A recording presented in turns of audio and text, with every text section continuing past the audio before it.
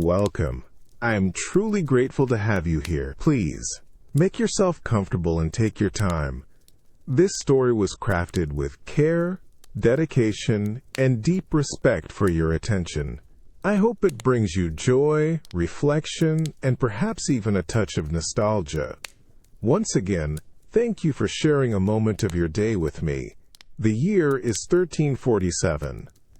You wake up in the middle of a medieval winter.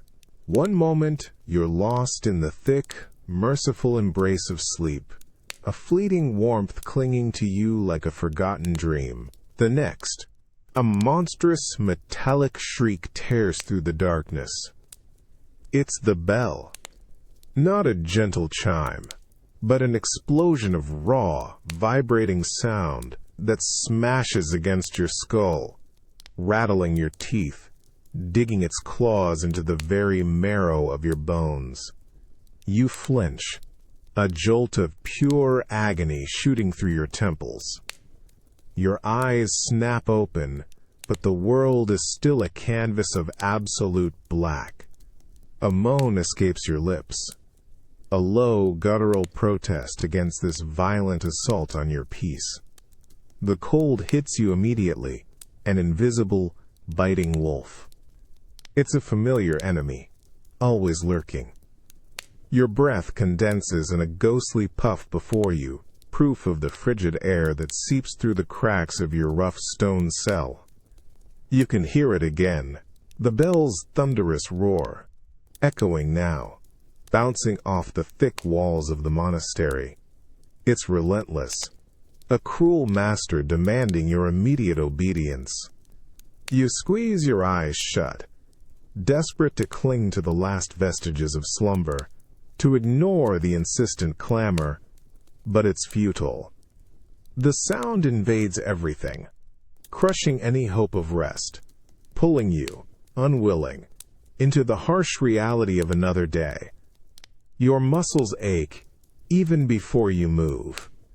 The straw beneath you rustles as you push yourself up, your spine protesting with a sharp twinge.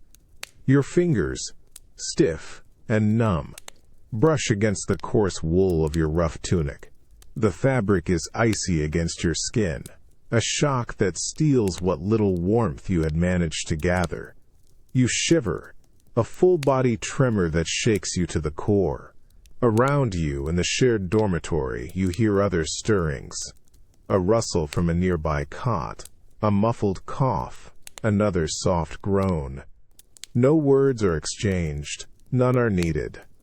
This shared ordeal, this daily violation of sleep, binds you all in a silent, collective misery. You feel the weight of countless unseen eyes, all struggling, just like you, to escape the clutches of the night and answer the tyrannical call. You swing your legs over the edge of your cot, your bare feet meeting the unforgiving stone floor. It's like stepping into an icy stream, the cold instantly sucking the energy from your soles, creeping up your ankles, chilling you from the inside out. You stand, swaying slightly, your head still fuzzy, the ghost of the bell's clamor still throbbing behind your eyes. You grab your worn habit, the heavy wool feeling like a shroud as you pull it over your head. The fabric scrapes against your face, the rough texture a stark reminder of your vows, of the austere life you've chosen, or perhaps that has chosen you. You pull the cowl forward, seeking a sliver of protection against the biting air, against the sheer overwhelming emptiness of the pre-dawn hours. The bell finally stops, leaving an unnerving silence, a void almost as jarring as the noise itself. But the mission is clear. Move. Now. You realize then how much of life is simply answering the call, enduring the unyielding rhythm of time, even when your body screams for defiance. What does it mean, you wonder, to truly own a moment when so many are dictated by something outside yourself? If this story resonates with you, please like and subscribe. I'm curious, where in the world are you listening from, and what time is it there? Share in the comments. The bell's final reverberations fade, leaving behind a silence that feels heavier, colder than before.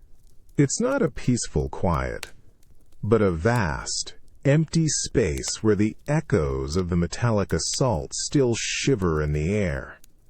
A phantom ache behind your eyes. You shiver again, a lingering tremor of cold and sleep-deprived indignation. The raw, damp scent of ancient stone, mingled with something vaguely like old parchment and beeswax, hangs thick around you. Your feet, still numb from the floor, guide you in the pitch darkness. You don't need to see. Your body remembers. It knows the exact number of steps from your cot to the door, the precise angle to turn to avoid stumbling over another monk's sleeping form. It's a strange dance of automation, your limbs moving with an almost alien will propelled by habit and an unseen force of duty. You are a puppet, and the monastery's schedule pulls your strings. You push open the heavy wooden door of the dormitory. It groans softly, a familiar complaint in the oppressive quiet.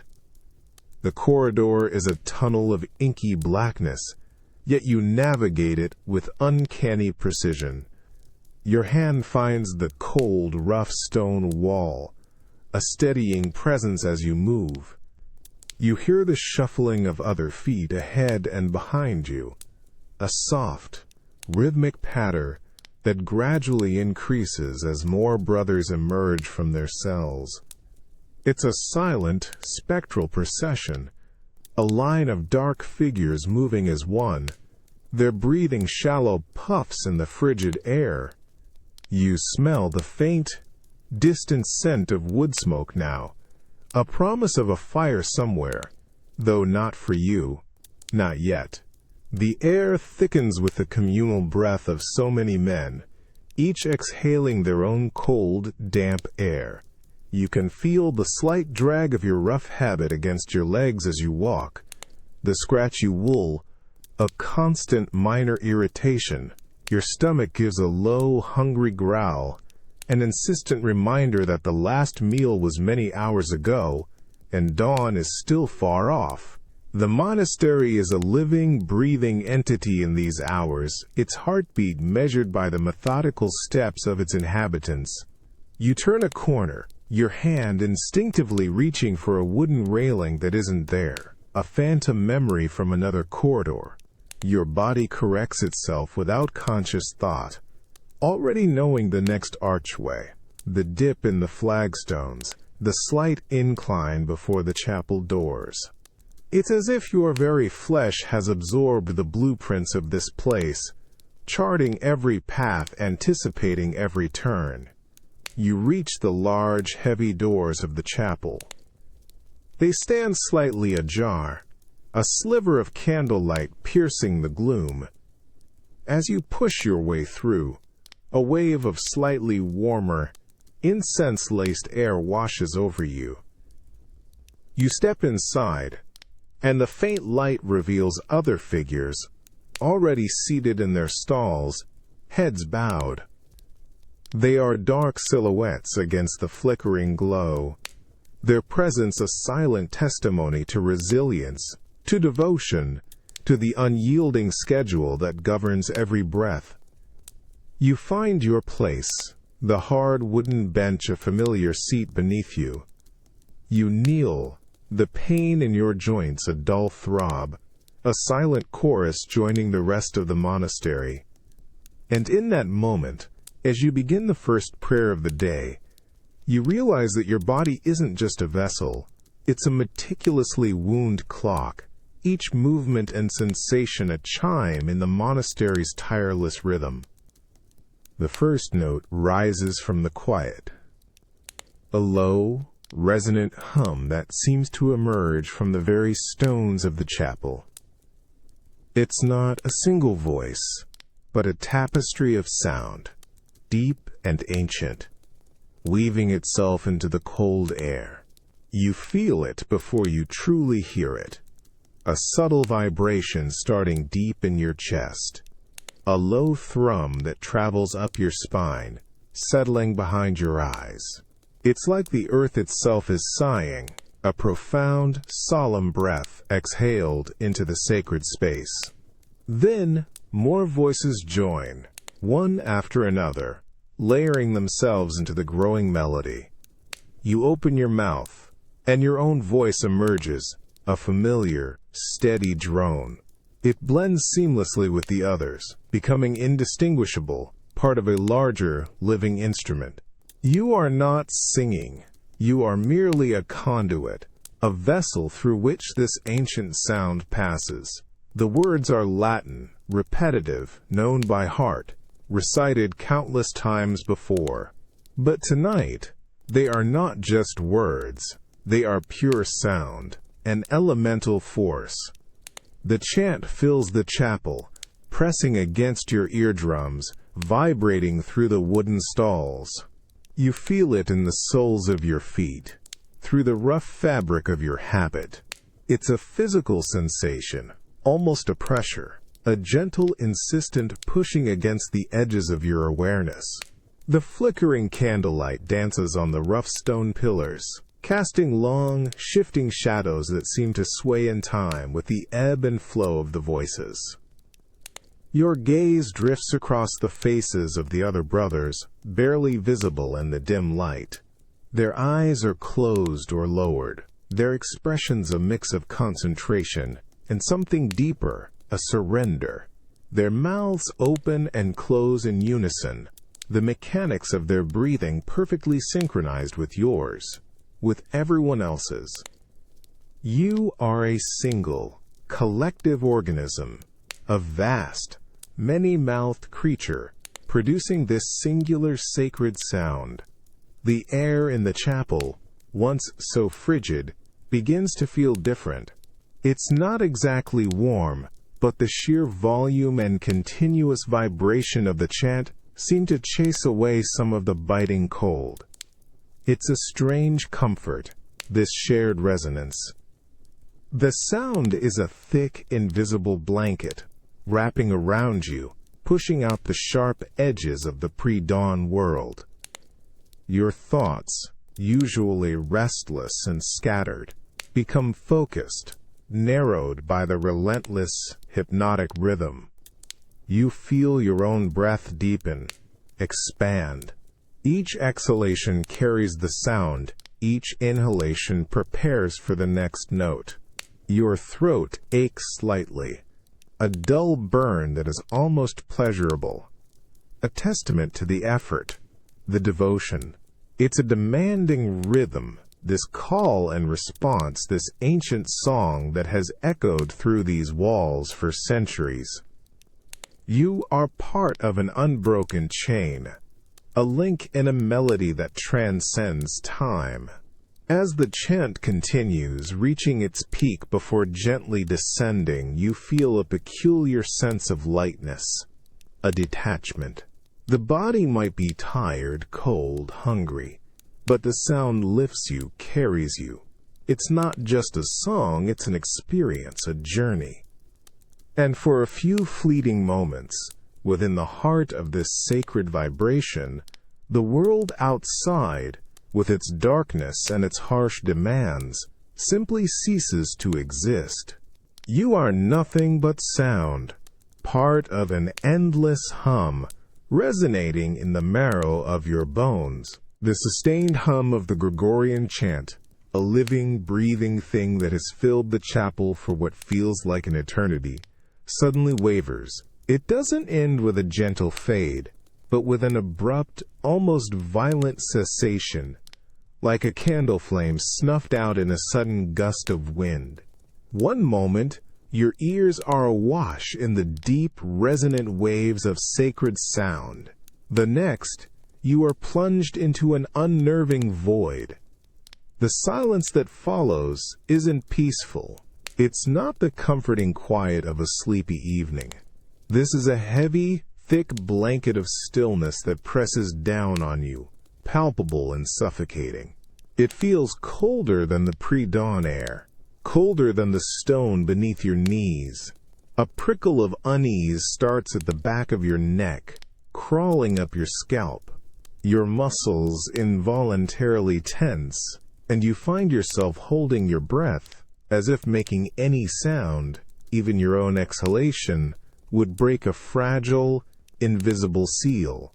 In this sudden, profound quiet, every tiny monastery sound, previously masked by the chant, now shrieks into prominence. The rustle of a brother's habit as he shifts, the almost imperceptible creak of a wooden stall, the distant drip of water somewhere in the cloister. Each sound is magnified, amplified, pulling your attention, making you acutely aware of every subtle movement around you. You hear the frantic beating of your own heart, a dull thud against your ribs, surprisingly loud in the absence of all else. Your gaze darts quickly, instinctively, to the flickering candlelight on the altar. The flames, once a steady beacon within the chanting glow, now seem to dance more wildly, their shadows stretching and contracting like hungry phantoms on the stone walls. In the peripheral vision, you sense the other monks. Their bodies, previously united in song, are now utterly still, their heads bowed, their faces hidden in shadow. Are they feeling it too, this suffocating emptiness, this creeping dread that silence brings? It's in these terrifying pauses, these brief, suspended moments between the sacred notes, that the mind, unbound by the rhythm of prayer, begins to wander. Unbidden thoughts, forbidden images, small doubts, and past transgressions surface, sharp and vivid, magnified by the unnatural quiet. You feel a whisper, not in your ears, but in the very core of your being, a faint, insidious suggestion, a temptation to distraction, to self-pity, to anything that deviates from the path. This is the devil's breath, they say, filling the void left by God's song. It seeps into your consciousness, an almost physical presence, testing your resolve, threatening to unravel the fragile peace the chant had so carefully woven. You squeeze your eyes shut for a fleeting second, trying to banish the intruding thoughts, trying to recenter yourself to push back against the invisible pressure. Your jaw aches from tension. You long for the return of the communal sound, the protective wall of melody that keeps these dark whispers at bay. Then, just as the silence feels too heavy to bear, just as your mind feels on the verge of splintering, a single deep note rises again, hesitantly at first, then joined by others, a steady, unwavering hum that slowly, mercifully, begins to fill the space. The relief is instant, a rush of warmth spreading through you, dispelling the chilling emptiness. The chant returns, a shield against the unsettling quiet, a constant reminder that even in stillness, true peace is an elusive, hard-won battle. You step into the scriptorium, and a new kind of quiet settles around you. It's not the oppressive silence of the pre-dawn chapel, but a different beast entirely. Here, the air is thick with the dry, earthy scent of aging parchment and the sharp, slightly metallic tang of ink. A faint, almost imperceptible symphony of tiny sounds immediately greets your ears. A chorus of rustles, whispers, and the steady, rhythmic scratching of quills on vellum. You take your place at one of the heavy wooden desks, the surface worn smooth by centuries of hands. The cold wood presses against your forearms as you settle in, a constant, low chill that seeps into your bones. Your breath puffs out, a small, white cloud in the dim light. The single flickering candle on your desk casts a small, trembling circle of yellow, illuminating the vast, creamy expanse of vellum laid out before you. The delicate skin, stretched tight and smooth, feels cool and slightly oily beneath your fingertips.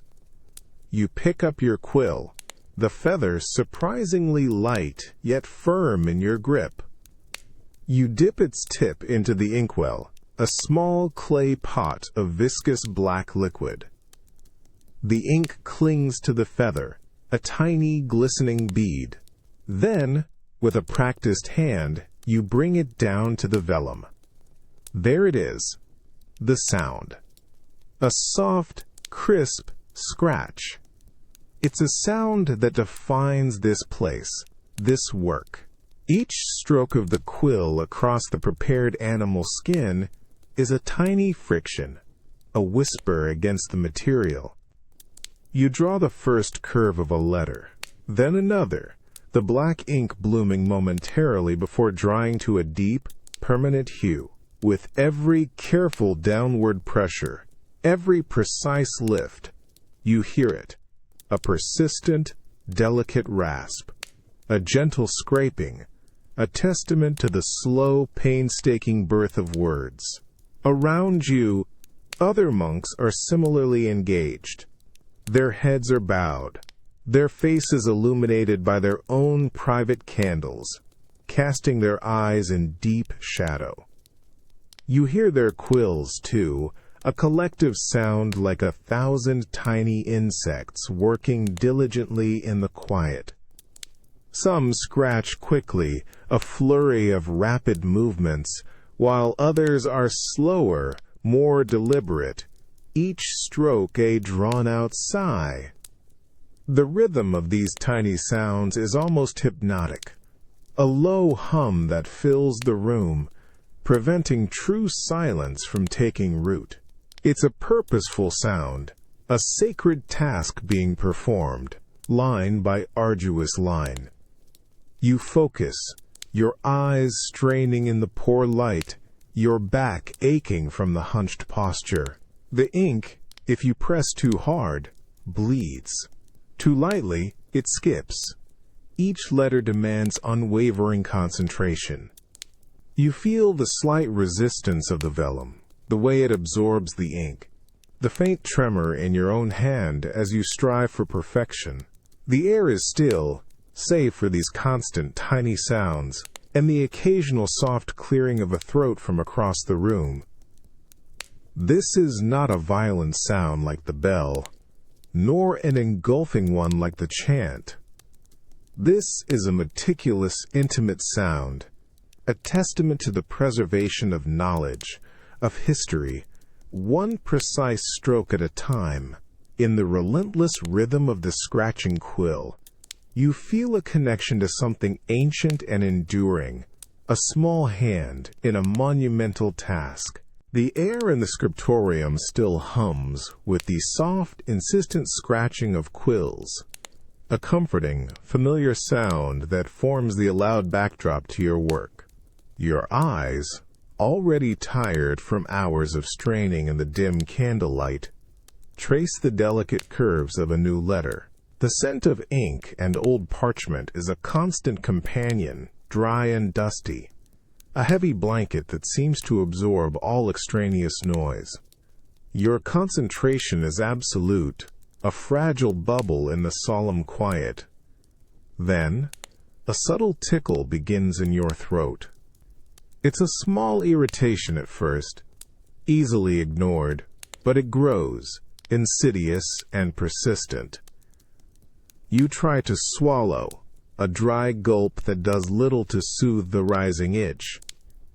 Your chest tightens, a sudden, desperate urge building deep within you. It's a cough, you realize, with a jolt of cold fear, an involuntary betrayal brewing inside your own body.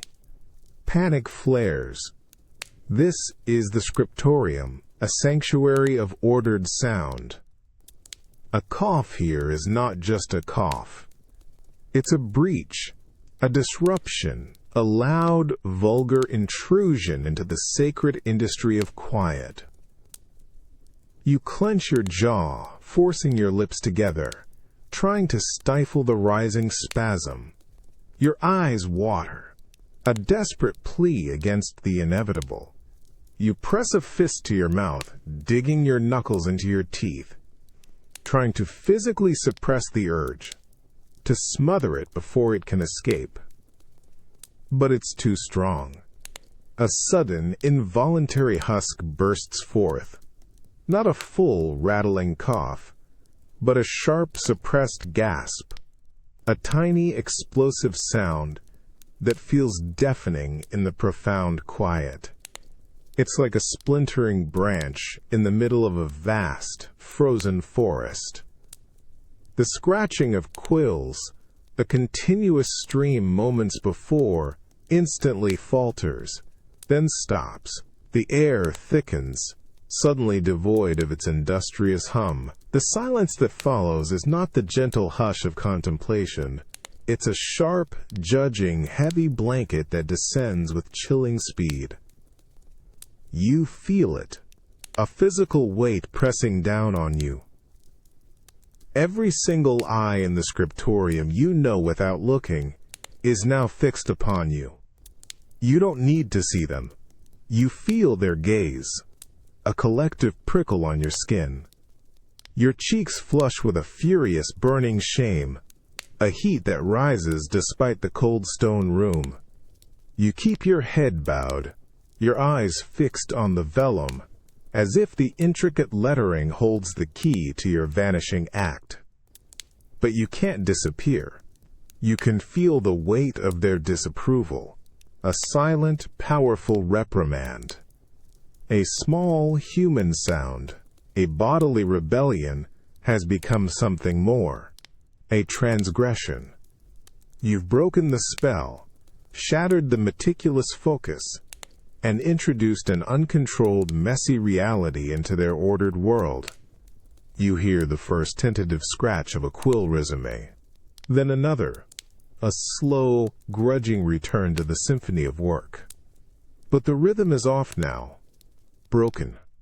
The flow has been interrupted, and the memory of your tiny, shameful outburst hangs in the air, a stain on the otherwise pristine canvas of the scriptorium's quiet. You wonder how long it will take for the silence to truly reclaim its unbroken hold, for the collective mind to forgive the sin of your uncontrollable body. You step into the infirmary, and the air hits you immediately. It's a heavy, cloying scent, a mix of damp straw, unwashed bodies, and the sharp medicinal tang of crushed herbs. It's a smell that clings to the back of your throat, coating it with a subtle bitterness. Unlike the structured quiet of the scriptorium or the echoing grandeur of the chapel, this space hums with a different kind of soundscape, the low, restless symphony of human suffering. The light here is even dimmer, filtered through grimy, small windows, creating long, murky shadows that seem to swallow the corners of the room. You see figures sprawled on straw mattresses, wrapped in rough wool blankets, their faces pale and drawn in the gloom. An occasional, guttural cough rips through the air, followed by a wheezing intake of breath, raw and ragged. A soft, continuous murmur rises from one corner, a restless turning, a low moan that speaks of persistent pain. You feel a cold knot tighten in your stomach. This isn't the controlled, predictable cold of the stone cells. It's a damp, pervasive chill that seems to emanate from the very sickness around you. You move slowly, your sandals making barely a sound on the packed earth floor, acutely aware of not disturbing the fragile peace. Your eyes scan the row of beds, recognizing some of the faces, others too obscured by illness or shadow to be familiar. Near one bed, a brother kneels, his head bowed, his lips moving in silent prayer. You can hear the faint, whispered cadence of his words, a soft, rhythmic counterpoint to the labored breathing of the sick man beside him. It's a sound of hope, perhaps, or desperate plea, a gentle ripple in the otherwise heavy air of illness. Other hushed prayers can be heard if you strain your ears, like tiny streams trying to find their way through a vast, silent forest. A dry, rattling cough erupts from another cot, louder this time, causing a slight flinch from the praying monk. He pauses for only a heartbeat, then resumes his steady murmuring, his head still bowed, his devotion a quiet, unyielding fortress against the encroaching despair. You watch as a monk, seemingly the infirmarian, moves between the beds, his movements slow and deliberate. He places a cool, damp cloth on a fevered brow, his touch gentle, his expression unreadable in the poor light. No words are exchanged, just a silent, understanding nod. The air itself feels heavy, thick with the weight of unseen burdens, of bodies fighting unseen battles. This isn't a place for grand, resonant chants, but for hushed whispers, ragged breaths, and the desperate, quiet pleas of prayer. It's a stark reminder of vulnerability, of the thin veil between robust health and debilitating sickness.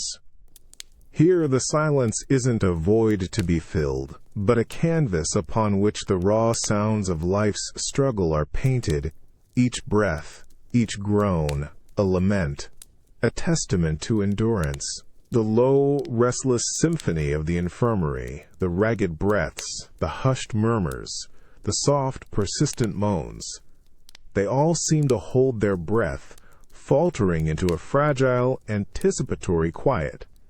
The heavy scent of illness and old herbs hangs even denser now, a suffocating blanket. You feel a prickle on your skin, an invisible shift in the air, a colder current that snakes through the already chill room. You look towards the far end, where Brother Elias had been kneeling beside Father Thomas, whose labored breathing had been a constant, rasping presence for days. Now Brother Elias is slowly straightening, his movements deliberate, almost reverent. His head is bowed low, his hands clasped tightly before him, a profound, solemn stillness radiating from his dark form. He doesn't speak, doesn't even lift his gaze, but the message is clear, an unspoken communication that ripples through the few monks present. A collective, silent sigh seems to pass through the infirmary. You know, instinctively, before any sound breaks the air, it has happened. And then it comes. Not the violent, jarring shriek of the matins bell, but something altogether different. A single, deep, resonant, "Tu Judai." It's a sound that seems to rise from the very foundations of the monastery. A slow, deliberate strike that vibrates through the stone beneath your feet, up your legs and into your chest. It's heavy, almost mournful, a cold bronze lament that announces an irreversible departure. The sound hangs in the air, thick and palpable, decaying slowly, its echoes stretching out into the vast, sudden quiet. You find yourself holding your breath, your heart thumping a heavy rhythm against your ribs. The air feels thinner, sharper. Then, after what feels like an eternity, another Tom Sunnert Solar. Slow, unyielding. Each toll is a physical blow, a solemn hammer strike against the fortress of life. It's a sound that strips away all pretense, all comfort, leaving only the stark reality of loss. You see other monks, those who are mobile enough, slowly rise from their beds or pause their quiet duties. Their faces, pale and drawn, are etched with a shared understanding, a quiet resignation. Some close their eyes, their lips moving in silent prayer. The air is thick with unspoken goodbyes, with the weight of a soul's passage. This is the final toll, not a call to prayer, but a summons to remembrance, a stark reminder of the monastery's cycle of life and death, perpetually marked by the rhythmic, unfeeling bronze. The bell tolls again, and again, its measured, deliberate cadence counting out the moments of a life now ended. Each note is a pause, a moment of profound quiet heavy with finality, before the next deep vibration pierces the silence. It's a sound that echoes not just through the stones, but through the very marrow of your being, leaving an indelible imprint.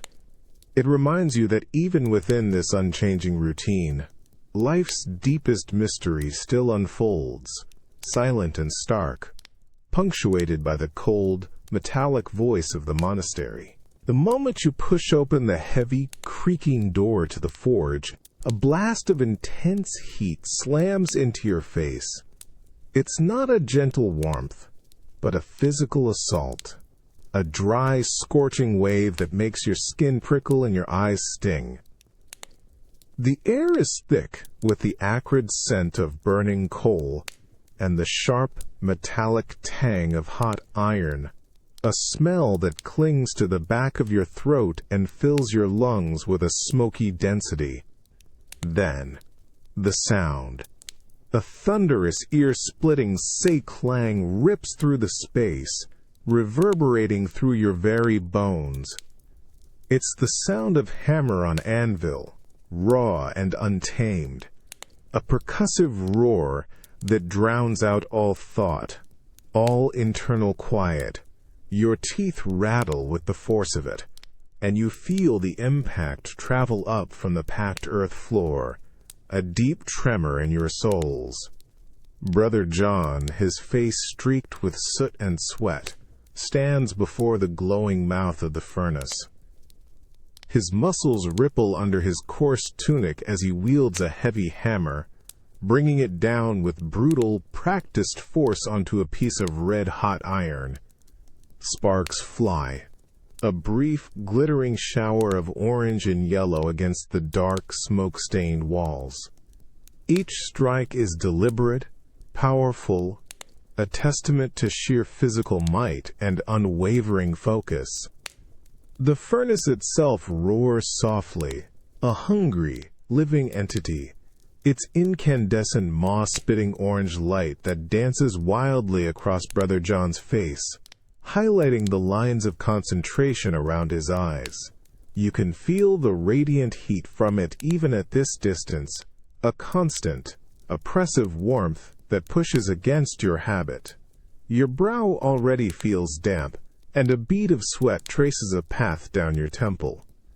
Between each powerful one-kungleg, you catch the rhythmic hiss of the bellows, a steady mechanical breath that feeds the fire, making it flare brighter, hotter. Then, with a grunt, Brother John plunges the glowing metal into a barrel of water. A violent times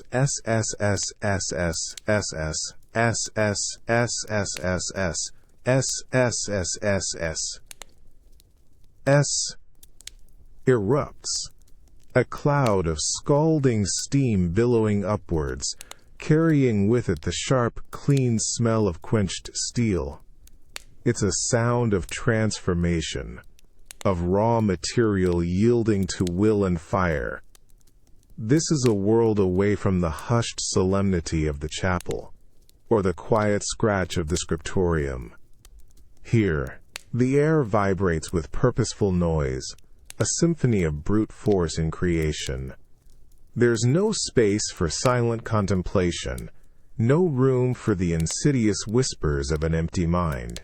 The sheer, overwhelming sound demands your full attention, a constant, physical presence that leaves no void for fear or doubt to creep in. You watch Brother John pick up a tool, the sound of metal, clinking against metal, small, but sharp against the backdrop of the furnace's growl. The anvil, cold and unyielding, waits for its next deafening embrace with the hammer. This is self-sufficiency, hammered into being, a loud, undeniable refusal of absolute quiet. In this place, the clang of iron is not a disturbance, but the very pulse of life, a defiant, ringing declaration against the feared stillness. The crisp, green scent of freshly split pine, sharp and resinous, invigorates your senses the moment you push open the heavy workshop door. It's a clean, honest smell, utterly different from the lingering damp of the cloister or the acrid tang of the kitchen fires. Here, the air itself feels alive, thick with a busy, purposeful hum, a constant low thrum against your eardrums.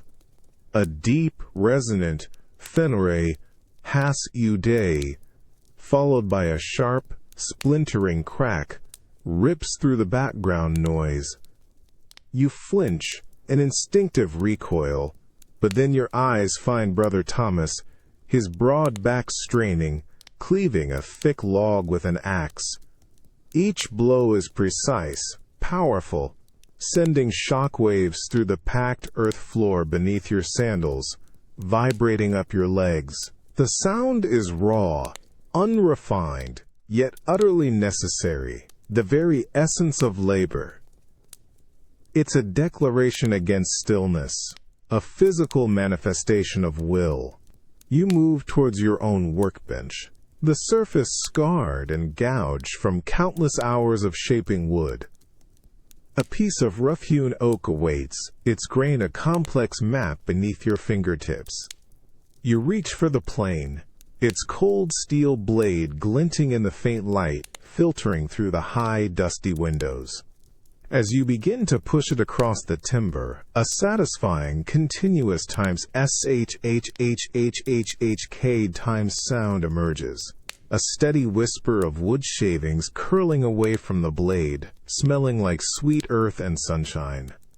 This rhythmic sound, the scrape of metal on timber, fills your ears, a focused, almost hypnotic melody. It's not a song, not a bell, but a constant low drone that settles deep in your mind, anchoring your thoughts. It absorbs your internal chatter, preventing your mind from scattering, from wandering into the dangerous, empty territory of idle contemplation. Here, the task dictates your every movement, your every perception, demanding your presence in the now. Around you, other brothers are engaged in their own symphony of work, a complex, layered soundscape. You hear the sharp, insistent tap, tap, tap of a chisel expertly carving intricate designs, a sound like a tiny, persistent woodpecker at tireless work. Near the far wall, a low, grating times ZZT signifies the long, slow pull of a handsaw cutting through a thick beam, a sound that stretches and tightens with each stroke. Every sound blends, not into cacophony, but into a harmonious tapestry of human industry, a living, breathing sound barrier. Sweat begins to bead on your brow, a warm trickle against your temple, stinging your eyes slightly as you lean into another stroke. Your arms ache, a dull, persistent throb that is both tiring and strangely satisfying, a testament to physical effort. The fine, powdery sawdust settles on your habit, coats your hands, becomes a part of you, a tangible sign of your contribution. This physical exertion, this communion with raw material, feels like its own kind of prayer, a meditation in motion, a holiness found in honest toil. In this place, the noise is not a nuisance to be tolerated, but a vital component of existence, a sacred sound. It's a powerful shield against the creeping dread of absolute silence, a constant, tangible declaration of purpose, of creation. The monastery thrives not just on the structured quiet of prayer, but on the rhythmic, grounding, purposeful sounds of its own making. It's a testament to the idea that sometimes the loudest, most arduous moments are also the most profoundly sacred, chasing away the shadows that so often lurk in the profound, unchallenged quiet. The air in the chapter house is thick, heavy, with the dry scent of old, polished wood and the collective, held breath of many men. It's a different kind of quiet than you've known so far, not the active hum of work or the grand swell of chant, but an expectant, solemn stillness. This silence feels like a taut string, stretched almost to its breaking point, ready to vibrate with every tiny sound, every whispered admission. Your own breath feels shallow, barely disturbing the heavy air. You sit on the cold, hard bench, the rough wool of your habit doing little to ward off the persistent chill that radiates from the ancient stone walls. Your eyes are fixed on the worn flagstones before you, a familiar pattern of cracks and uneven surfaces. Across the room, Brother Peter slowly rises from his seat. His movements are deliberate, almost painfully slow, his head bowed so deeply you can only see the crown of his tonsure. He shuffles forward, his sandals making a barely audible scrape on the stone, and stands before the abbot, a solitary, vulnerable figure against the stern, unadorned wall. The silence deepens, becoming almost painful, a living entity in the room. Then, a sound emerges. It's a low, almost guttural murmur at first. A voice so quiet you have to strain your ears to catch its hesitant cadences. It is Brother Peter. His words are indistinct to you, a soft, broken stream of sound that seems to cling to the air, refusing to dissipate immediately. You hear the tremor in it, the slight catch in his throat, the profound vulnerability of a soul laid bare in this communal space. It's the sound of confession, raw and unadorned. A collective breath seems to suspend in the room. You feel a subtle shift in the air, a tension that is almost unbearable. Every monk you know is listening, not with idle curiosity, but with a profound, shared understanding, a quiet recognition of human fallibility. You can almost feel the weight of their silent scrutiny, a heavy internal echo that absorbs his spoken fault. There are no other sounds, no rustling, no shifting, just the faint, almost imperceptible intake of breath from the rows of silent figures. The only sound is the hesitant confession, a fragile thread woven into the tapestry of the communal quiet. You realize this is a strange kind of intimacy, this public laying bare. The individual voice, heavy with human frailty, breaks the profound communal quiet, only to be absorbed back into it, the fault shared and witnessed by all. You feel a tightness in your own chest, a sympathetic ache, a recognition of the shared burden of striving for perfection in an imperfect world. The sound of his confession hangs in the air, a testament to humility, a stark and undeniable truth. In these moments you realize that truth often arrives not with a thunderous declaration, but with a hesitant, fragile murmur.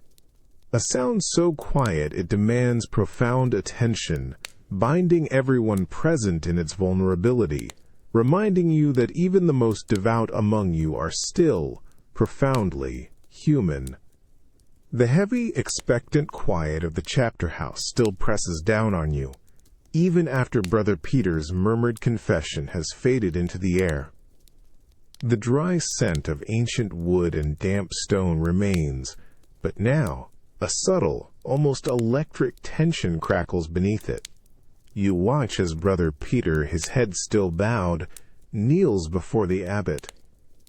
The abbot's voice, a low rumble, pronounces the penance. No one moves. No one speaks. The air itself feels brittle, ready to shatter at the slightest provocation. Then, Brother Peter rises slowly, his movements infused with a solemn, almost ritualistic grace.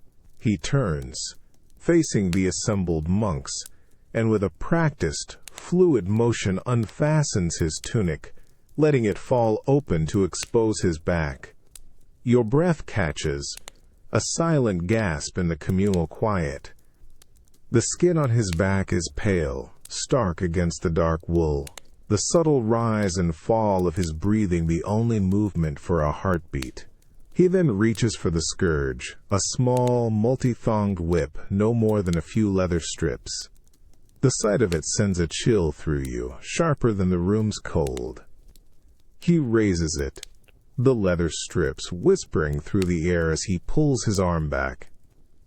The sound is tiny, a fleeting hiss, but it echoes in the profound silence of the room, magnified by the anticipation. Then it happens. A dull, wet slap rips through the air, sharp and shockingly visceral. It's the sound of leather meeting flesh, a blunt impact that resonates through the heavy quiet, vibrating in your chest. You flinch, an involuntary jerk, your jaw clenching tight.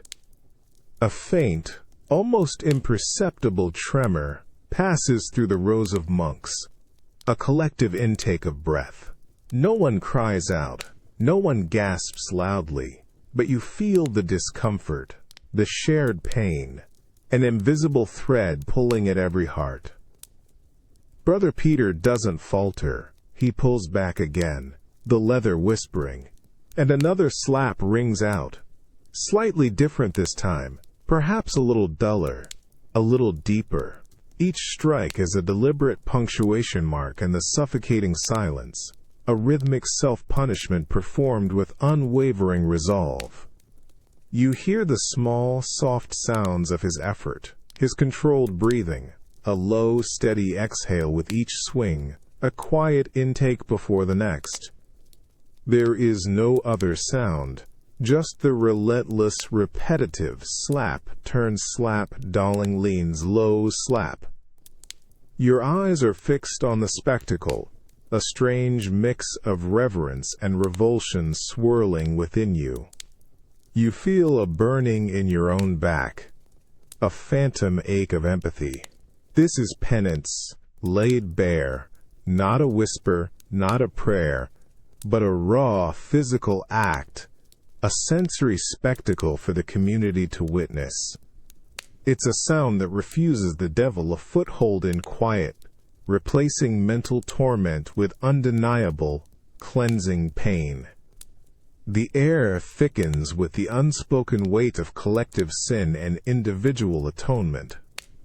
In this moment, the scourge's wet slap becomes a perverse melody, a stark and brutal counterpoint to the fear of silence.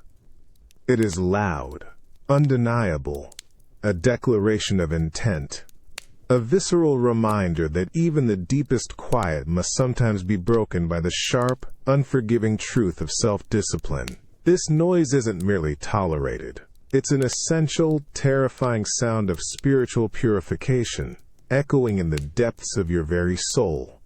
The cool, damp scent of rich, dark earth immediately greets you as you step into the cloister garden. It's a clean, living smell, mingled with the faint, sweet perfume of blossoming herbs and early spring flowers. The air here feels softer, more forgiving than the hard, cold stone of the monastery's interior. Sunlight, pale but persistent, filters through the high walls, warming a patch of ground where you stand, a welcome caress on your cowl. A low, continuous hum fills the space, a delicate, insistent drone that seems to rise from the very heart of the garden. It's the sound of bees, thousands of tiny, tireless wings, a collective whisper of busy life. You follow the sound to the hives, rough woven baskets nestled against the sun-warmed wall, where a ceaseless flurry of activity takes place. Each bee, a tiny speck of gold, zips in and out, their movements precise, their purpose clear. The hum is not loud, not demanding, but a constant, gentle pressure on your ears, a living heartbeat of the natural world. You spot Brother Gabriel, the head gardener, hunched over a raised bed of young shoots.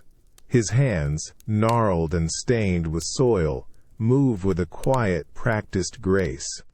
He doesn't speak, his lips sometimes moving in a silent prayer, or a soft, almost imperceptible hum that blends with the bees. You hear the soft scrape of his small hand trowel against the earth, a rhythmic, unhurried sound, like a steady breath. Then, a delicate rustle as he gently tucks a root back into the soil, his touch careful, almost reverent. The sounds here are different. There's no crashing bell, no echoing chant, no sharp scratch of quill. This is a symphony of subtle, organic noises, the gentle sigh of a breeze rustling through the trellised vines overhead, the tiny, almost inaudible chirps of unseen birds nesting in the eaves, the soft, rhythmic thud of Brother Gabriel's knee against the dirt as he shifts his weight. Every sound feels connected, part of a larger, living tapestry, each contributing to the serene, purposeful hum of existence. You lean closer to a patch of vibrant green, inhaling the sharp green scent of growing things. The cool, moist earth, still bearing the chill of dawn, feels alive beneath your fingers when you brush against it. The soft buzzing of the bees surrounds you, a comforting, all-encompassing sound that fills any potential void, leaving no room for the anxious whispers of an idle mind. Here, in the heart of this gentle, industrious hum, the silence is not feared. It is simply absent, replaced by the ceaseless, profound rhythm of creation. It's a subtle theology, you realize, unfolding in every busy bee, every new sprout, every patient breath of the gardener, a testament to life's persistent song. You step out from under the covered walkway of the cloister, and the air immediately feels crisper, carrying the sharp, clean scent of damp earth and distant pine. A gentle breeze whispers past your cheek, a cool, fleeting caress that makes the hair on your arms stand just slightly. It's a breath of the wild, a momentary liberation from the enclosed stone. Ahead of you, the ancient oak, its branches stretching like gnarled, wise arms towards the pale sky, begins to stir. First, a soft shh, a delicate sigh from its uppermost leaves. Then, as the breeze gains strength, a low, continuous rustle builds, growing into a sweeping, melodic sound that wraps around you. It's not a single note, but a symphony of countless tiny, papery sounds, each leaf brushing against its neighbor, a chorus of fragile, vibrant voices. This is an uncontrolled wild sound, a prayer offered by the very fabric of nature. You find a smooth, cool stone bench beneath the shadow of a climbing rose and settle down, your back resting against the rough stone wall. The rustling deepens, a continuous whisper that filters out the small anxieties, the lingering echoes of strict routine. You feel the sun, now a little stronger, Warm the top of your cowl, a gentle heat contrasting with the cool stone beneath you. Your breath slows, deepening, harmonizing with the wind's invisible song. You close your eyes for a moment, letting the sound wash over you, absorbing its rhythm. It feels ancient, timeless, a language spoken before any human tongue. The sound swells and subsides, a natural ebb and flow. It's a rhythmic whoosh like soft waves on a distant shore, then a delicate tittering as smaller leaves dance. You open your eyes, watching the dappled light shift and shimmer on the ground, mirroring the movement in the canopy above.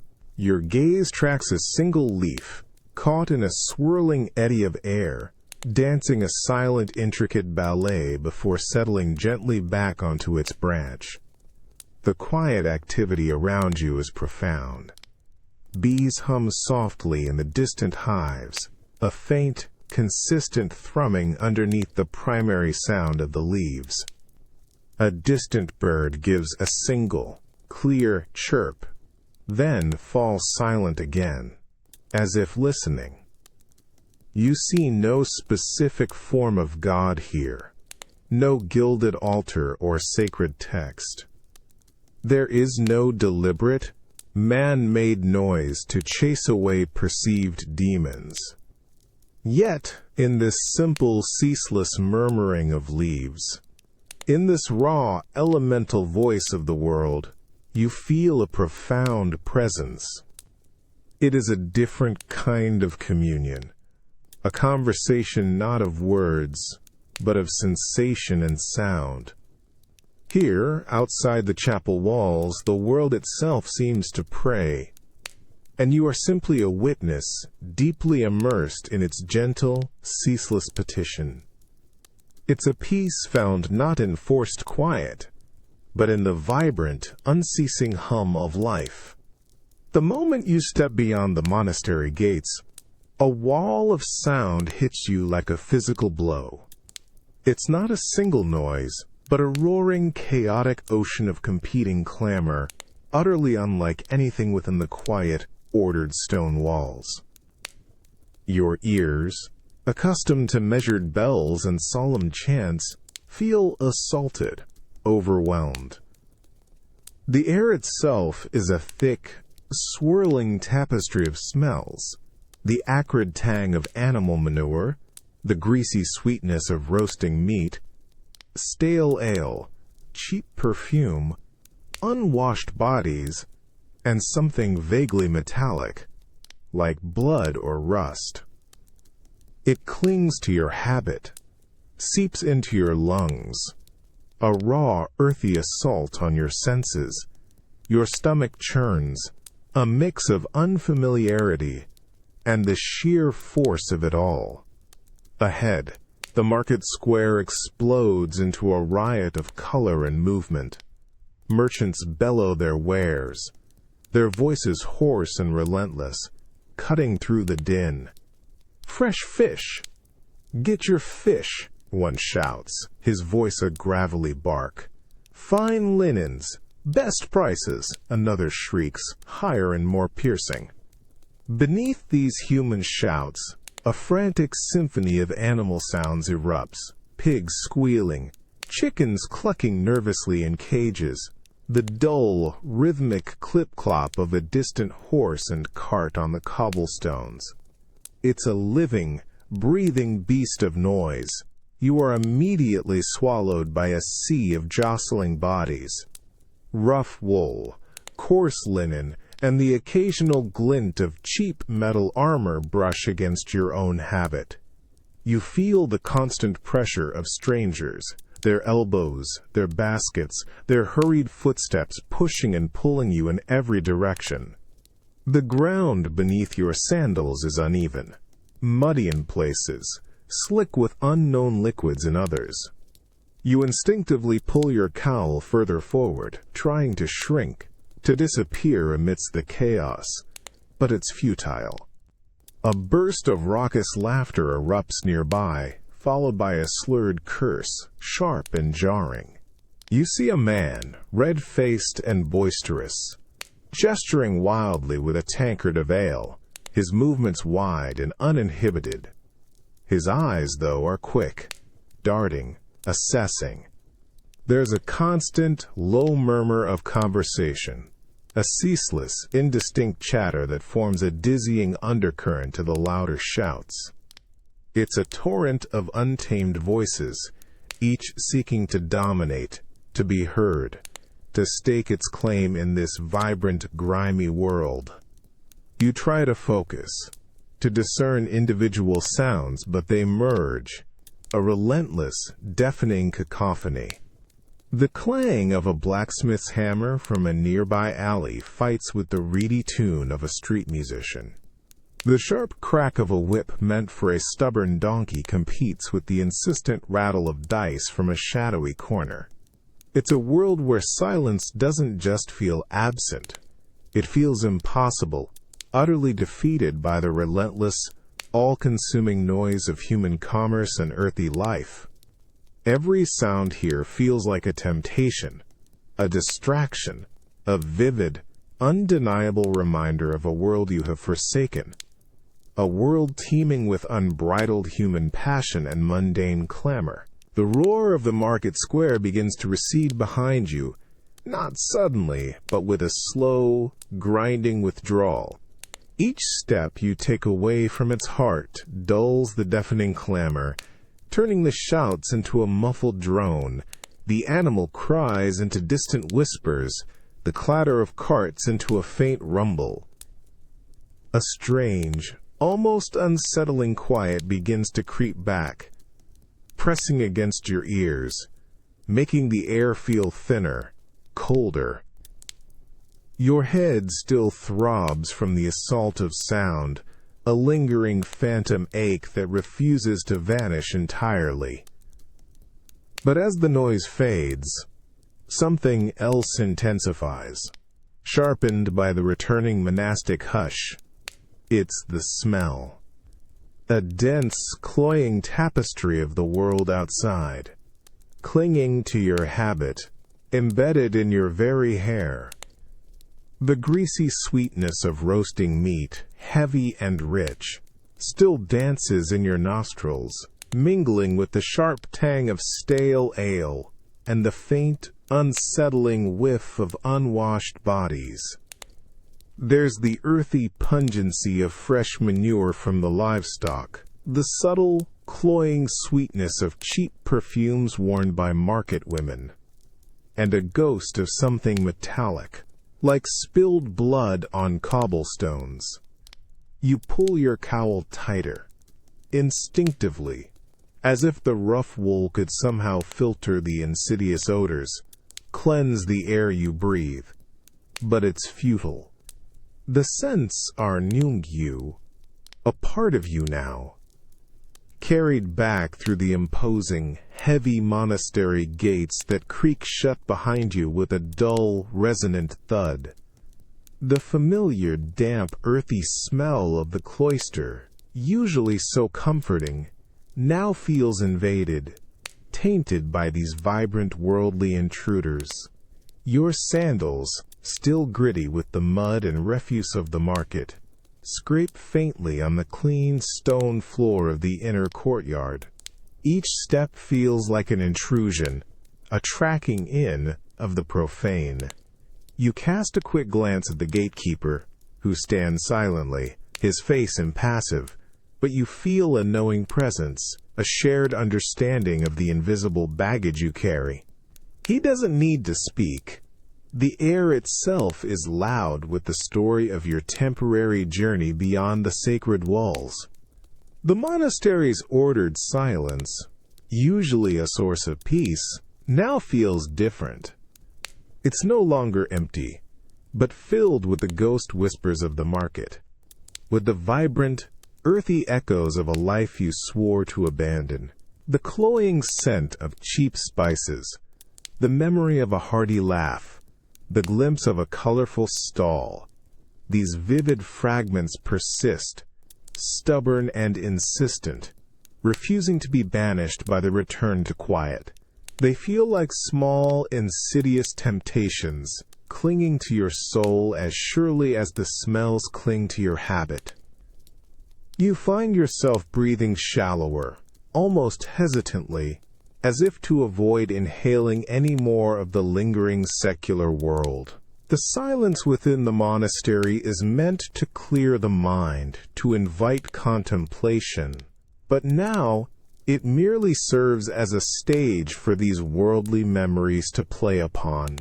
This is the chilling truth, you realize, that even when the bells fall silent and the world's clamor is locked outside, the true battle for quiet begins within, against the stubborn, lingering echoes of everything you've left behind. You climb the winding stone stairs of the bell tower, each step cold and worn smooth by centuries of feet. The air grows steadily colder, thinner, filled with the dry, dusty smell of ancient stone and faint hints of rust. The darkness presses in, relieved only by narrow, grimy slits in the wall, offering fleeting glimpses of the monastery courtyard far below, tiny and distant, a world apart.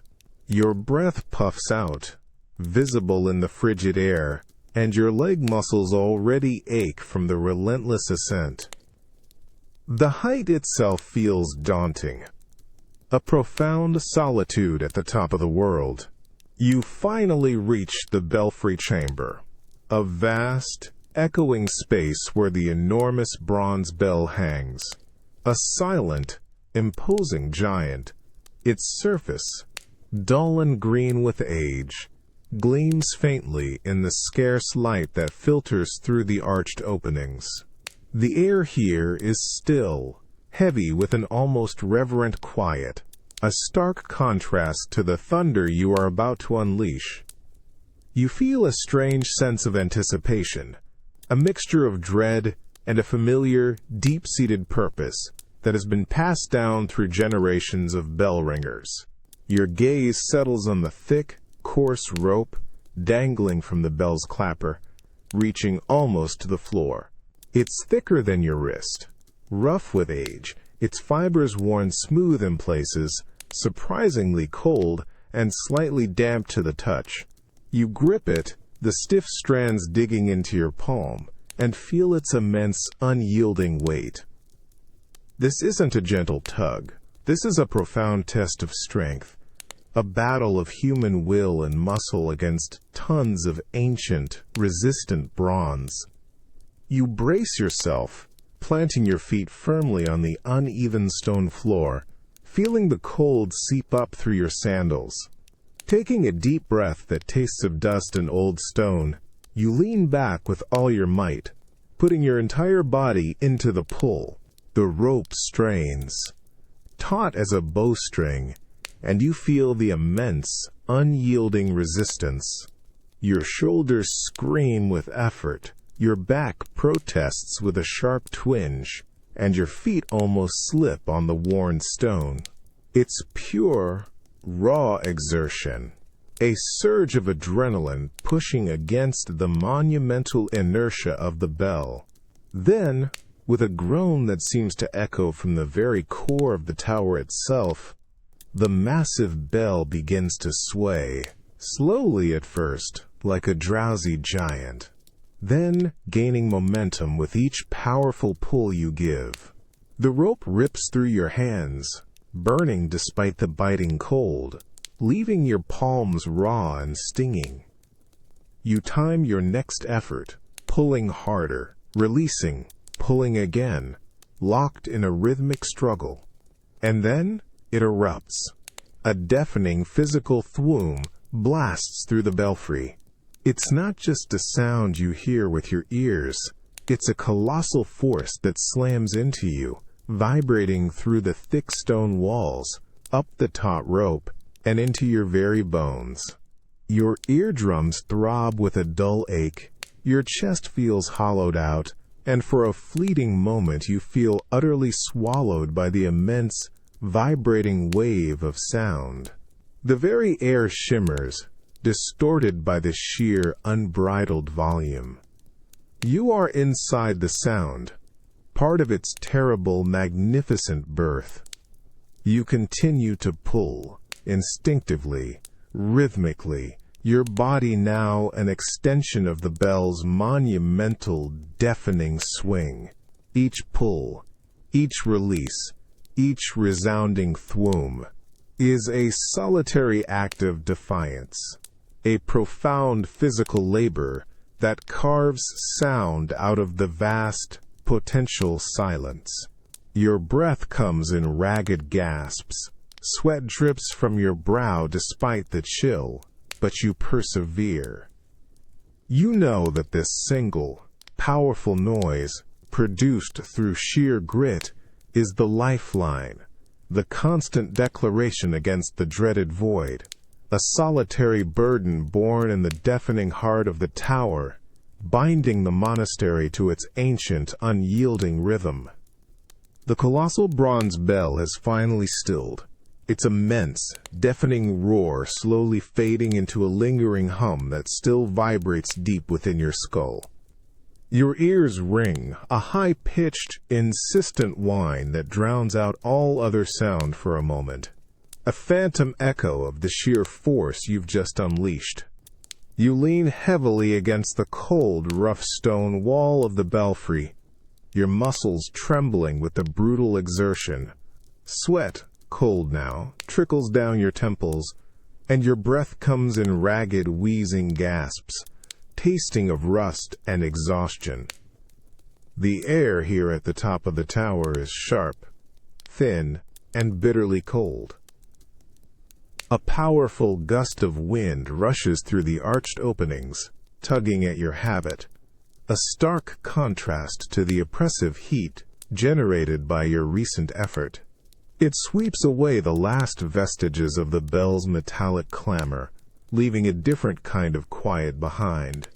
A vast, expansive silence, punctuated only by the wind's mournful sigh and the frantic thumping of your own heart. You move to one of the open arches, your raw hands gripping the icy stone sill, and look out. Below you, the entire monastery spreads like a meticulously crafted model, dwarfed and rendered silent by the distance. The courtyard, usually bustling, is now a miniature stage, where tiny, dark figures move with slow, deliberate purpose.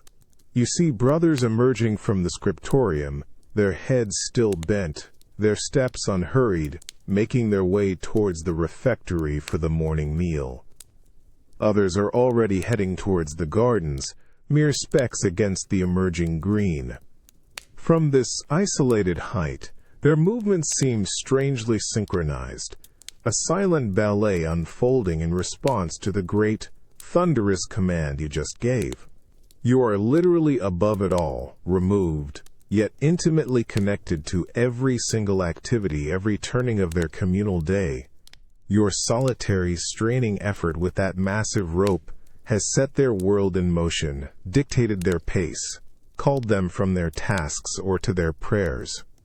The market square beyond the monastery walls is a distant, muted blur of activity, its cacophony reduced to an almost imperceptible murmur, a faint, distant hum against the vast, open sky. It's a strange feeling, to be the master of time for so many, yet to stand alone, physically, apart from the very rhythm you create. You are the unseen hand, the silent voice that governs their noisy lives, the isolated heart of their collective pulse. The cold wind whips around you, chilling you to the bone, but it also carries a sense of clarity, a profound perspective. From this vantage point, the individual struggles, the small sins, the whispers of doubt, all seem to shrink, absorbed by the immense sky and the enduring stone. Your own exhaustion, the burning in your hands, feels like a small price for such a powerful, unifying act. You realize that in this lofty isolation, having just shattered the silence for everyone else, you yourself are enveloped in a unique, potent quiet. It's not an empty quiet, but one heavy with the echoes of your own creation, a silent dominion over the flow of time for an entire community. This place, this singular role, is a powerful reminder that sometimes the most profound connections are forged in the most solitary of actions, shaping the lives of others from an unreachable height. The very air feels different, heavy and charged, long before the storm truly breaks. You taste the metallic tang of ozone on your tongue, a sharp electric whisper against your palate, mingling with the damp, earthy scent of rain-soaked stone that rises from the cloister courtyard. A low, continuous rumble, distant at first, begins to vibrate through the monastery walls, a deep, unsettling thrum that hints at something immense approaching. Then, the first gust hits. It's not just a breeze, but a physical assault. A monstrous taijos of wind that slams against the stone edifice, rattling the heavy leaded windows in their frames. The monastery, usually so steadfast, seems to groan under the sudden pressure, its ancient timbers creaking in protest. Cold, biting air snakes under every door, through every crack, sending shivers down your spine that have nothing to do with the temperature. From somewhere above, a frantic, almost desperate tumult erupts. It's the bell. The hour has come for Compline, the final prayer of the day, a call for solace before the dark descends. But the sound, usually so dominant, is immediately swallowed, devoured by a sudden, deafening garble roar of wind that seems to come from all directions at once. Rain begins to lash against the windows, not in drops, but in sheets, a continuous, drumming slap, slap, slap that obliterates all other noise. You strain your ears, trying to catch the bell's familiar rhythm, its comforting, commanding presence. But it's gone. Fragmented, lost. You hear only a faint, struggling clang, a weak, almost pathetic gasp against the storm's overwhelming fury. The bell ringer above is fighting, you realize, pulling with all his might, but the sacred sound, the anchor of your day, simply cannot penetrate this wall of chaotic noise. A blinding flash of lightning rips across the darkening sky, briefly illuminating the chapel, turning the stained glass windows into momentary, vibrant bursts of color. A split second later, a deafening crack-boom asterisk of thunder explodes directly overhead, rattling the very foundations of the building, vibrating through the cold stone bench you sit on. The air crackles, pungent, with the smell of wet earth and raw power. This is not the ordered, purposeful sound of the monastery. This is nature unleashed, wild and uncontrollable, a primal scream that utterly drowns out any human attempt at order, at sacred rhythm. The silence that the monks feared is not here. Instead, it's replaced by a terrifying, untamed cacophony, a noise so immense it feels like a void in itself, a complete absence of meaning.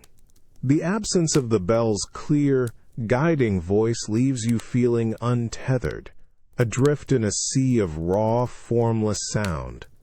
You find yourself clenching your fists, a knot of unease tightening in your stomach. The world feels outside of its divine order, lost in this swirling chaos. The bells, meant to keep the devil at bay and God's schedule in place, are utterly powerless, their voice stolen by the untamed howl of the wind. In this moment, the sacred order feels fragile, a mere whisper against the monumental, deafening fury of the natural world. The wind howls like a furious beast, slamming against the bell tower with an almost solid force. Rain lashes horizontally through the open arches, stinging your face with icy needles. soaking your habit through to the skin. You taste the metallic tang of rain and storm on your tongue, and the very stone beneath your feet seems to vibrate. A deep, unsettling tremor that runs up your legs. The air crackles with an electric charge, and the darkness outside is punctuated by blinding flashes of lightning, turning the world into a momentary, ghostly negative before plunging it back into chaos. Your hands, already raw and blistered from relentless pulling, clench around the thick, wet rope. It's cold and slick, biting into your palms with every desperate tug. Your muscles scream with exhaustion, your back protesting with a sharp, persistent ache, but there is no surrender. This isn't just a physical act, it's a battle, a desperate prayer against the roaring oblivion outside.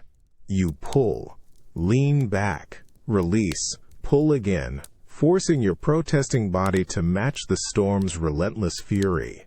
Each time you summon the strength, the great bronze bell above you groans, creaks, and then unleashes its voice. A frantic, almost desperate thwoom rips through the belfry. It's a sound that should dominate, that should command, but it is immediately savaged, torn apart by the monumental roar of the gale. You hear it, a struggling, defiant peal, fighting to cut through the swirling chaos, a fragile beacon against the overwhelming darkness.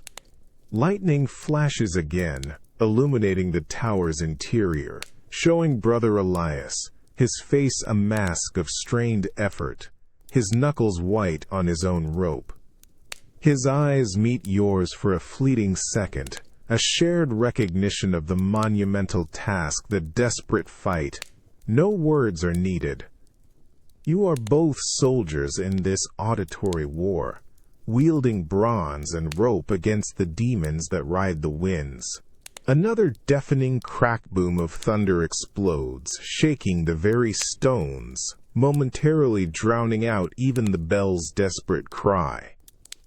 The wind tries to tear the rope from your grasp, to silence the instrument, to plunge the monastery into the dreaded quiet that the storm itself promises. But you dig in, your feet skidding slightly on the damp stone, your teeth gritted. You will not let it fall silent. Not now. You pull again, harder, summoning a strength you didn't know you possessed. The bell answers, a defiant, ringing retort, its vibrations coursing through your entire being. This frantic peal, this raw, unyielding noise, is your only weapon, your only defense.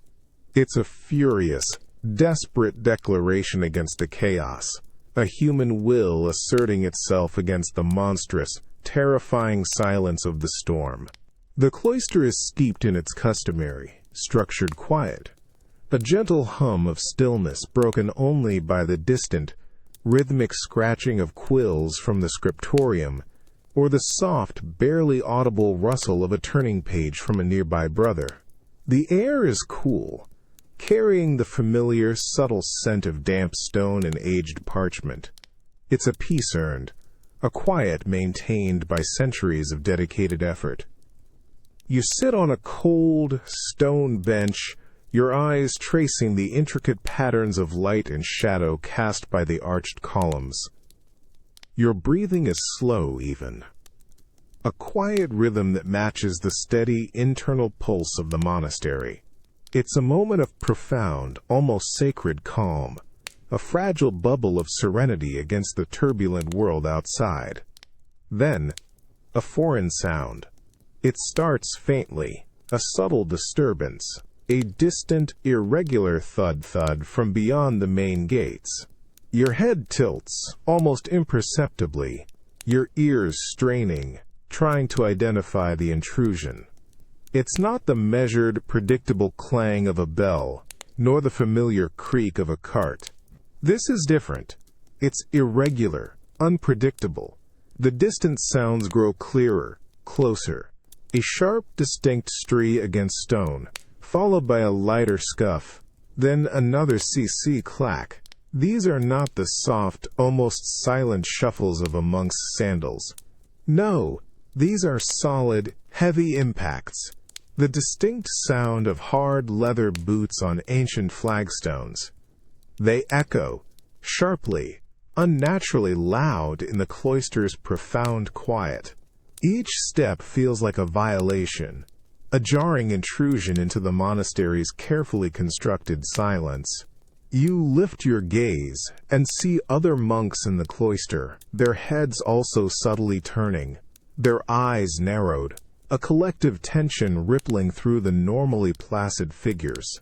Their focused quiet is broken, their contemplation disturbed by the audacious noise. The low hum of scratching quills from the scriptorium seems to falter, then cease entirely, as if even the walls themselves are holding their breath. The heavy outer gate groans open, a sound that usually signals a supply delivery or a planned departure. But this time, it's different. The gatekeeper, his face etched with an unreadable expression, steps aside. And then he enters. He is a stranger, a figure alien to this world of habit and quiet. His boots are caked with mud, his rough, travel-worn tunic unfamiliar in its cut and color. He moves with a purpose, each step a pronounced clack, clack, clack on the flagstones, creating a symphony of intrusive noise. The very air around him seems to carry the scent of the outside world. Wood smoke, damp earth, something wild and untamed. You feel a ripple of unease, a cold sensation in your stomach. This single, unmuted sound of a stranger's footsteps, each one a sharp, undeniable intrusion, shatters the fragile peace, reminding you that the carefully built walls of the monastery are not impenetrable. The outside world, with its unpredictable sounds and unsettling presences, can and will always find a way in. This is not just a sound, it's a profound declaration, a shattering of the sacred order, a reminder of the constant vulnerable boundary between the known quiet and the unknowable clamor beyond. The heavy, clacking footsteps of the stranger have finally ceased, absorbed by the stone corridors, as he is led towards the abbot's private chamber. A fragile quiet returns to the cloister, a temporary peace that feels thinner, more precarious than before. The familiar, cool dampness of the stone and the subtle scent of aged parchment still cling to the air, but now they feel overlaid with something alien, a lingering ghost of the outside world. You resume your silent contemplation on the cold stone bench, trying to recapture the serenity that was so abruptly shattered. But the peace is elusive. Your ears, sharpened by years of monastic discipline, catch something new, a low, continuous murmur that begins to ripple through the cloister, faint at first, then growing, insidious and persistent. It's not a single voice, but a chorus of hushed tones, whispered conversations taking place just beyond your direct line of sight, in the shadows of the arched walkways. You strain to hear, your brow furrowing almost imperceptibly. The words are indistinct, a soft, urgent buzz against the otherwise profound quiet. You catch fragments, isolated sounds that float through the air like dangerous debris. From the south, a low voice whispers, quickly followed by another, sweeps through the cities. The words are half swallowed, obscured by the distance and the monks, careful attempts at discretion, yet their very secrecy amplifies their weight. You see subtle movements among the other brothers. Heads bowed even deeper than usual, eyes darting quick, furtive glances at each other, then quickly averted. A nervous clearing of a throat here. A quick, almost imperceptible shake of a head there. No one speaks loudly. No one raises their voice. But the collective tension is palpable. A cold, creeping sensation that tightens your stomach. This isn't the quiet fear of the devil and idle thoughts. This is something far more tangible, a dread carried on the wind. Then a single, horrifying word pierces through the murmurs, sharp and cold as a shard of ice. Plague. It hangs in the air, a venomous, undeniable truth that slices through the monastic quiet, leaving a sickening chill in its wake. The whispers, though still soft, suddenly feel amplified, their urgency magnified by this terrible revelation. Thousands dead. No one spared. Another voice hisses, barely audible.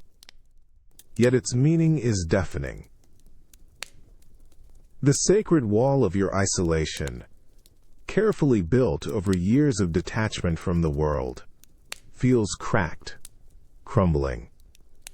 These quiet, insidious whispers, far more dangerous than any clang of a bell or roar of a market, are seeping through, carrying with them the terror of the outside world. This isn't just news. It's a contagion of fear, silently spreading through the very air you breathe, invading the holy quiet with its undeniable, chilling truth. You realize the profound irony. The silence you so carefully cultivate now makes every whispered horror resonate with a terrifying clarity, leaving nowhere to hide from the truth. The refectory air is cooler than the cloister, thick with the earthy scent of stale bread and weak ale, a familiar, comforting aroma. You slide onto the cold, hard wooden bench, the rough fabric of your habit catching slightly on the worn surface. Before you, a meager portion of coarse bread and thin gruel sits in a wooden bowl. This is the communal meal, taken in absolute silence, a time for reflection, for listening to the appointed reader. But today, the silence is different. The usual steady, calming drone of the scripture reading is absent. The reader, Brother Thomas, is ill, confined to the infirmary, his ragged breathing a testament to the spreading plague. In his place, there is only the vast, echoing quiet of the refectory, a silence that amplifies every subtle bodily sound, turning the mundane act of eating into a jarring, uncomfortable symphony. You break off a piece of the hard bread. The faint mate it makes is shockingly loud in the profound stillness. As you bring it to your mouth, your own breath, usually unnoticed, now feels like a distinct whisper. You begin to chew. A soft, rhythmic, naft munch resonates in your own ears, each bite amplified, each movement of your jaw a pronounced, almost vulgar noise. You become acutely aware of the sloshing of gruel in your mouth, the soft squish of the bread as it breaks down. Around you, the entire refectory is filled with this strange, unsettling chorus. You hear the distinct, wet slurp of gruel being consumed from countless wooden bowls, the soft, incessant quack of spoons against wood, a tiny, insistent friction.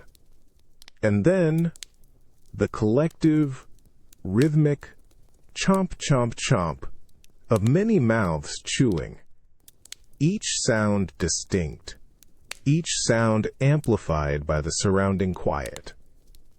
It's a primal orchestra of bodily functions, exposed and laid bare by the absence of other noise. You glance up, quickly, surreptitiously. Other monks sit with heads bowed, eyes fixed on their bowls. But you sense their heightened awareness, their own discomfort.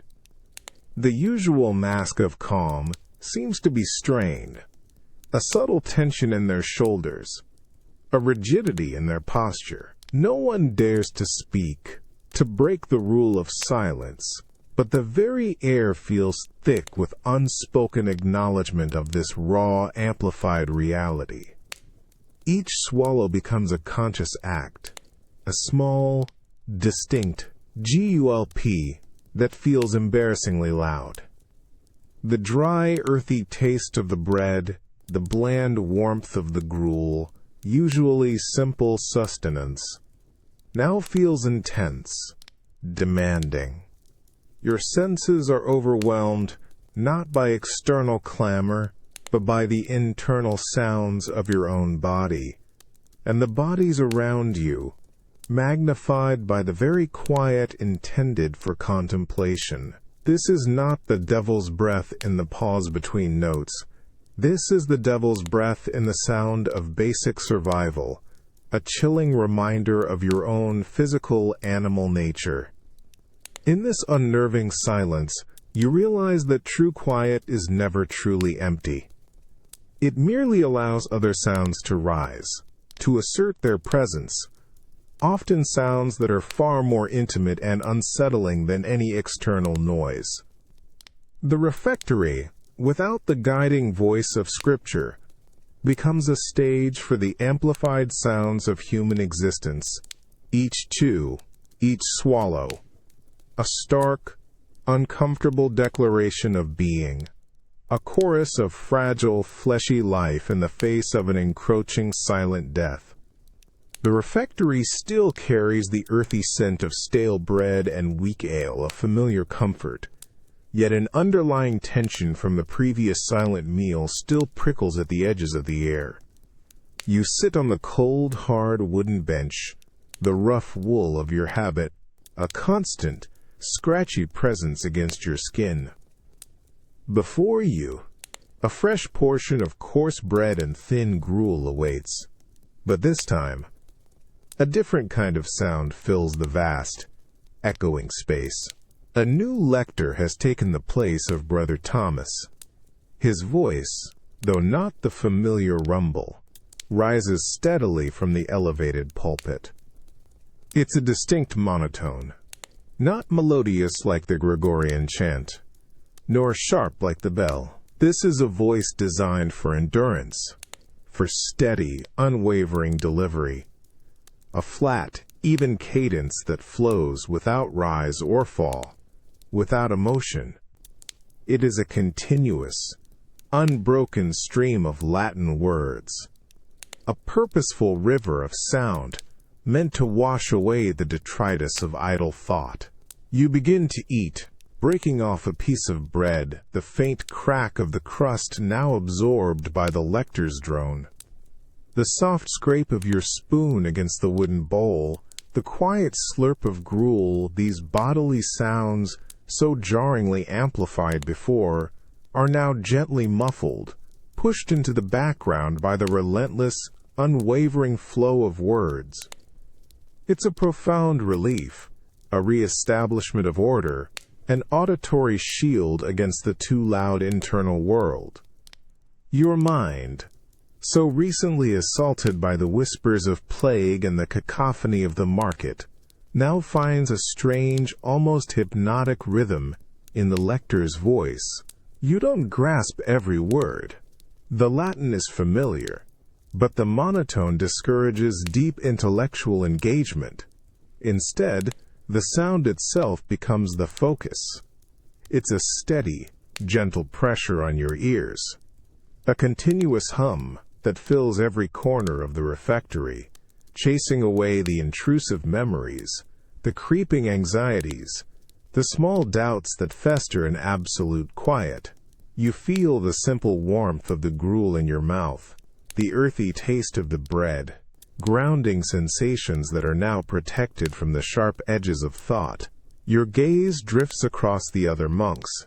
Their heads are bowed, their movements synchronized, each taking their meal in the prescribed silence. Their faces, usually a canvas for fleeting expressions, are now placid, serene, absorbed by the lector's unchanging voice. There's a collective sigh of relief, unspoken but palpable, as the wall of sound is rebuilt. This monotone isn't meant to inspire or to thrill. Its purpose is far more fundamental: to occupy, to fill, to prevent the dangerous emptiness where the devil finds a foothold. It is a carefully constructed auditory barrier, a bulwark against the feared silence. The very air around you seems to solidify with the sound, turning into an invisible yet impenetrable fortress against the unbidden thoughts, the temptations of the world, the terrifying echoes of the plague. In this moment, enveloped by the steady, unyielding drone, you realize the immense power of this particular kind of sound. It's not just words. It's a living, breathing architecture of sound, a meticulous construction against the chaos of the mind. The lector's monotone becomes a constant reminder that for the monks, the most profound peace is not found in the absence of sound, but in its carefully curated presence, a wall built of words to keep the dreaded silence at bay. The scent of roasting meat, sweet wine, and fresh pine boughs assaults your senses, utterly foreign and exhilarating after the usual monastic aromas. It's a sensory explosion, a vibrant tapestry of smells that feels almost sinful in its richness. The air itself seems to hum, not with a distant bee's drone or a quill's scratch, but with a palpable, joyous energy. This is a festival day, a rare, sanctioned moment when the strictures of silence are momentarily, gloriously cast aside. As you step into the main courtyard, you are immediately engulfed by an uproar of sound, a truly astonishing clamor that feels both overwhelming and deeply, surprisingly, welcome. It's a joyous cacophony, 1,000 voices rising in celebration. Children, released from their lessons, shriek with unbridled laughter, their high-pitched calls cutting through the deeper hum. Their small, bare feet thump, thump, thump on the flagstones as they chase each other in wild, joyous abandon. Men's deep voices boom with hearty calls and back-slapping joviality.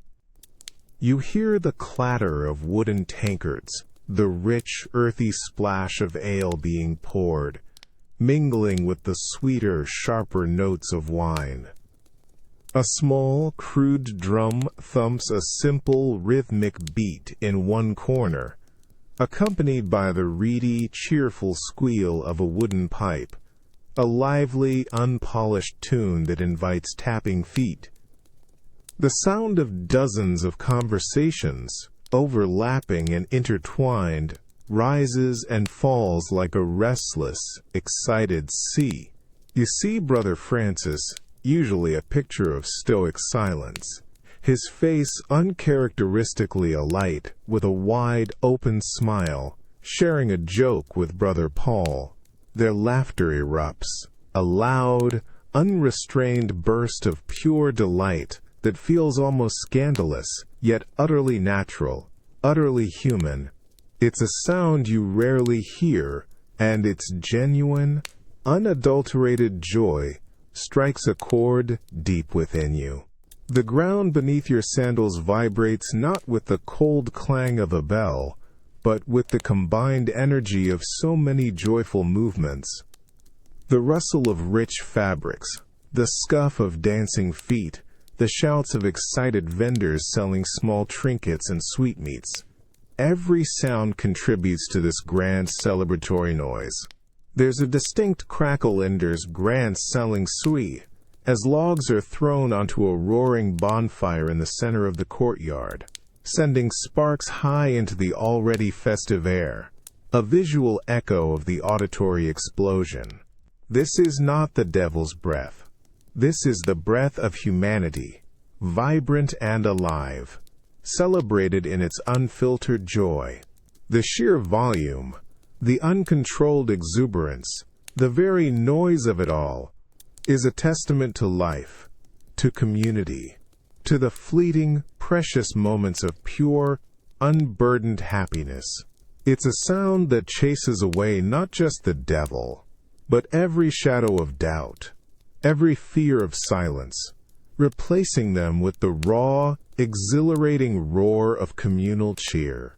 And in that moment, immersed in the glorious, sanctioned chaos, you realize that even in a life dedicated to quiet, sometimes the loudest noise is the most sacred sound of all. The sanctioned uproar of the festival day is slowly, reluctantly, winding down. The cheers have softened to murmurs, the frantic music to a gentle hum, the children's shrieks to sleepy sighs. The intoxicating scents of roasted meat and sweet wine still linger, but they too are fading, leaving behind the cool, damp aroma of the approaching evening.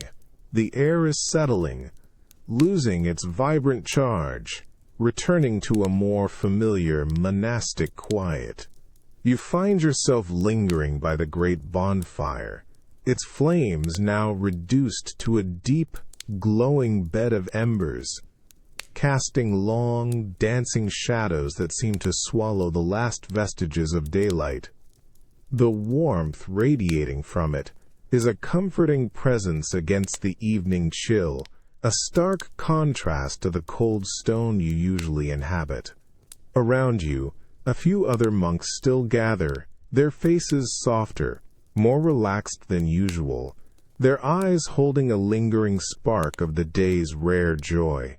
A low chuckle escapes Brother Joseph from across the dying embers.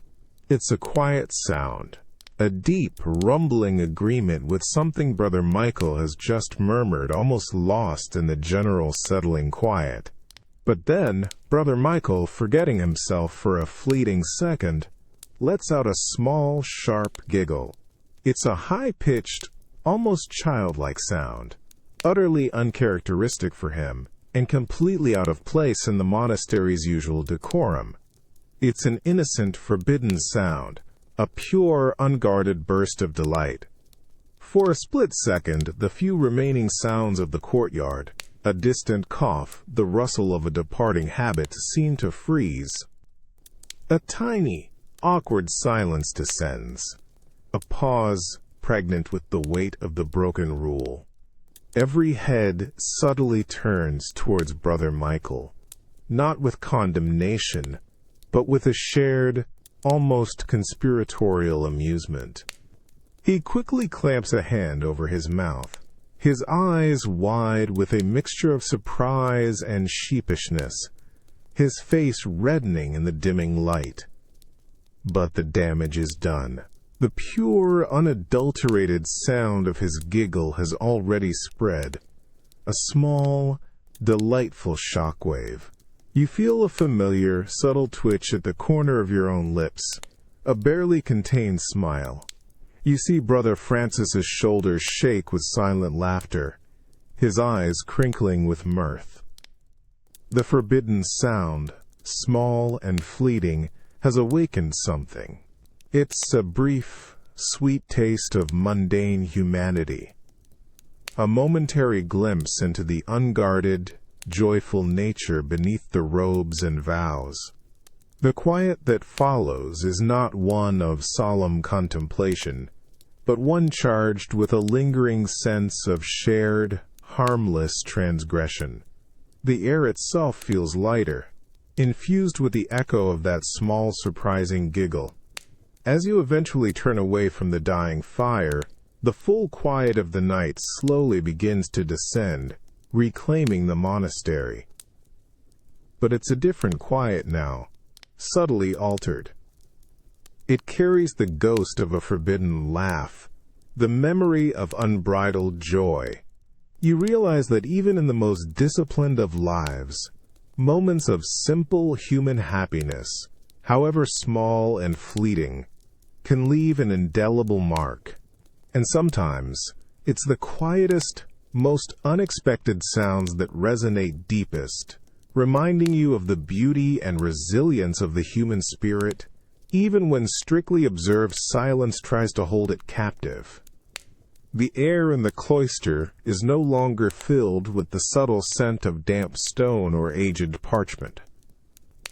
Now a pervasive, sickeningly sweet odor hangs heavy, clinging to everything, a chilling mix of decay and desperate, ineffective medicinal herbs. It's a smell that clogs your nostrils, coats the back of your throat, and settles deep in your stomach, a constant, nauseating reminder of the plague's relentless march. And then there's the sound. It's not a bell for matins or vespers or compline. It's a single mournful thorn sway, the death knell, echoing through the monastery. Then, after only a few moments, another, and another, and another. It's constant, relentless, a grim, rhythmic beat that never truly ceases. Day or night, the bell tolls, a monotonous, unyielding declaration of a soul's departure. Your ears, once attuned to the nuanced, quiet, and structured sounds, are now irrevocably bound to this terrible rhythm. Each nose few dog is a hammer blow, not just on the bronze, but on your spirit. You feel it in the soles of your feet as you walk, a dull vibration that rises through the cold flagstones. You hear it while you try to read in the scriptorium, each scratch of your quill punctuated by the mournful toll.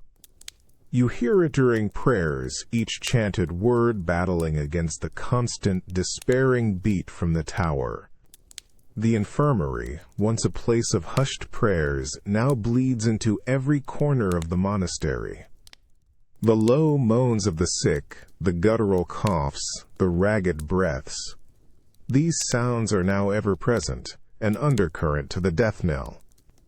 You see, brothers, their faces gaunt and pale, moving with a slowness born of exhaustion and grief. Their steps, usually light and purposeful, are now heavy, dragging, as if each deceit-you days of the bell adds another layer of lead to their sandals. Sleep offers no true escape. Even in the deepest darkness of your cell, the thud, thud, thud penetrates, seeping into your dreams, becoming a part of the restless, anxious night. You wake to its relentless rhythm. You fall asleep to its grim cadence, a constant reminder of the ever-present, encroaching shadow. The silence, which the bells were meant to ward off, has been replaced by a different kind of void, a silence of life, punctuated only by the sound of its ending. The great bronze bell, once a symbol of divine order, now feels like a cruel, tireless clock, counting down not the hours of prayer, but the dwindling lives within these walls. It's a sound of despair, an unyielding lament that strips away all hope, leaving only the stark, chilling truth of the plague's indiscriminate fury. You realize that sometimes the most profound and terrifying quiet isn't the absence of sound, but the presence of a sound that announces an endless, horrifying silence. And you, and all your brothers, are trapped within its unyielding, mournful toll. The pervasive, sickeningly sweet scent of decay and medicinal herbs has intensified, now clinging to the very fabric of the chapel, turning the sacred space into something cold and alien. The air itself feels thin, heavy with unspoken dread, and the bell, the relentless death knell, continues its mournful thud, thud, thud, a cruel, ceaseless rhythm that drills into your very skull, blurring the line between day and night. You stand in the chapel, your back aching, your body weary to its core, preparing for compline. But as you turn to take your usual place, a profound, chilling sight greets you. Row after row of choir stalls, usually filled with the dark-robed figures of your brothers, are empty. Vast, gaping voids in the once vibrant space, where a line of bowed heads and clasped hands should be, there is only cold, polished wood, reflecting the faint, flickering candlelight. The silence here is not the familiar, structured quiet of prayer or the vibrant hum of the scriptorium. This is a cavernous, echoing silence, a vast, terrifying emptiness that swallows sound, making even your own shallow breath feel unnaturally loud. The incessant tolling of the death knell from the tower, usually so prominent, now feels distant, almost muffled, as if the sheer emptiness of the chapel is absorbing its sorrow, making it less potent, more like a fading memory. You find your usual stall, the wood cold and unforgiving beneath your touch. You kneel, but the hard surface presses against your aching joints, finding no comfort in the familiar ritual. Your eyes scan the empty spaces around you, and you hear the silence of absence. No gentle rustle of habits, no soft coughs, no shared intake of breath before a chanted response. Only the hollow, resonant echo of the chapel itself, amplifying the vacuum where voices should be. When you begin to sing the psalm, your voice, usually blending seamlessly into the communal Gregorian chant, now stands stark, painfully exposed. It sounds thin, reedy, fragile, a solitary thread against the vast, overwhelming silence. You hear the voices of the few remaining brothers, scattered amongst the emptiness, each sounding equally vulnerable, equally alone. The collective strength of the chant, the protective wall of sound, is gone, eroded by the plague's relentless toll. Your gaze falls upon the worn wood of the empty stalls beside you. You remember Brother Elias, his robust baritone, Brother Thomas, his quiet tenor, Brother Gabriel, his deep bass. Their absence is a scream that no bell can drown out, a gaping wound in the heart of the community. The weight of their loss is palpable, a heavy cloak that settles over your shoulders, chilling you to the bone. This silence, you realize with a cold dread, is the true enemy. It's the sound of a community being erased. Voice by precious voice, life by precious life. The bells once fought the devil in the quiet, but now the quiet itself is the devil, a vast, consuming void that swallows all sound, all life, all hope. You sing, your voice a desperate, defiant whisper against the encroaching emptiness, praying that somehow even a single fragile note might break the terrifying, all-encompassing silence of the choir stalls. The air in the quarry yard is sharp with the mineral scent of freshly cut stone, a clean, biting smell that fills your nostrils. It's a smell of Earth's raw power, of unyielding material.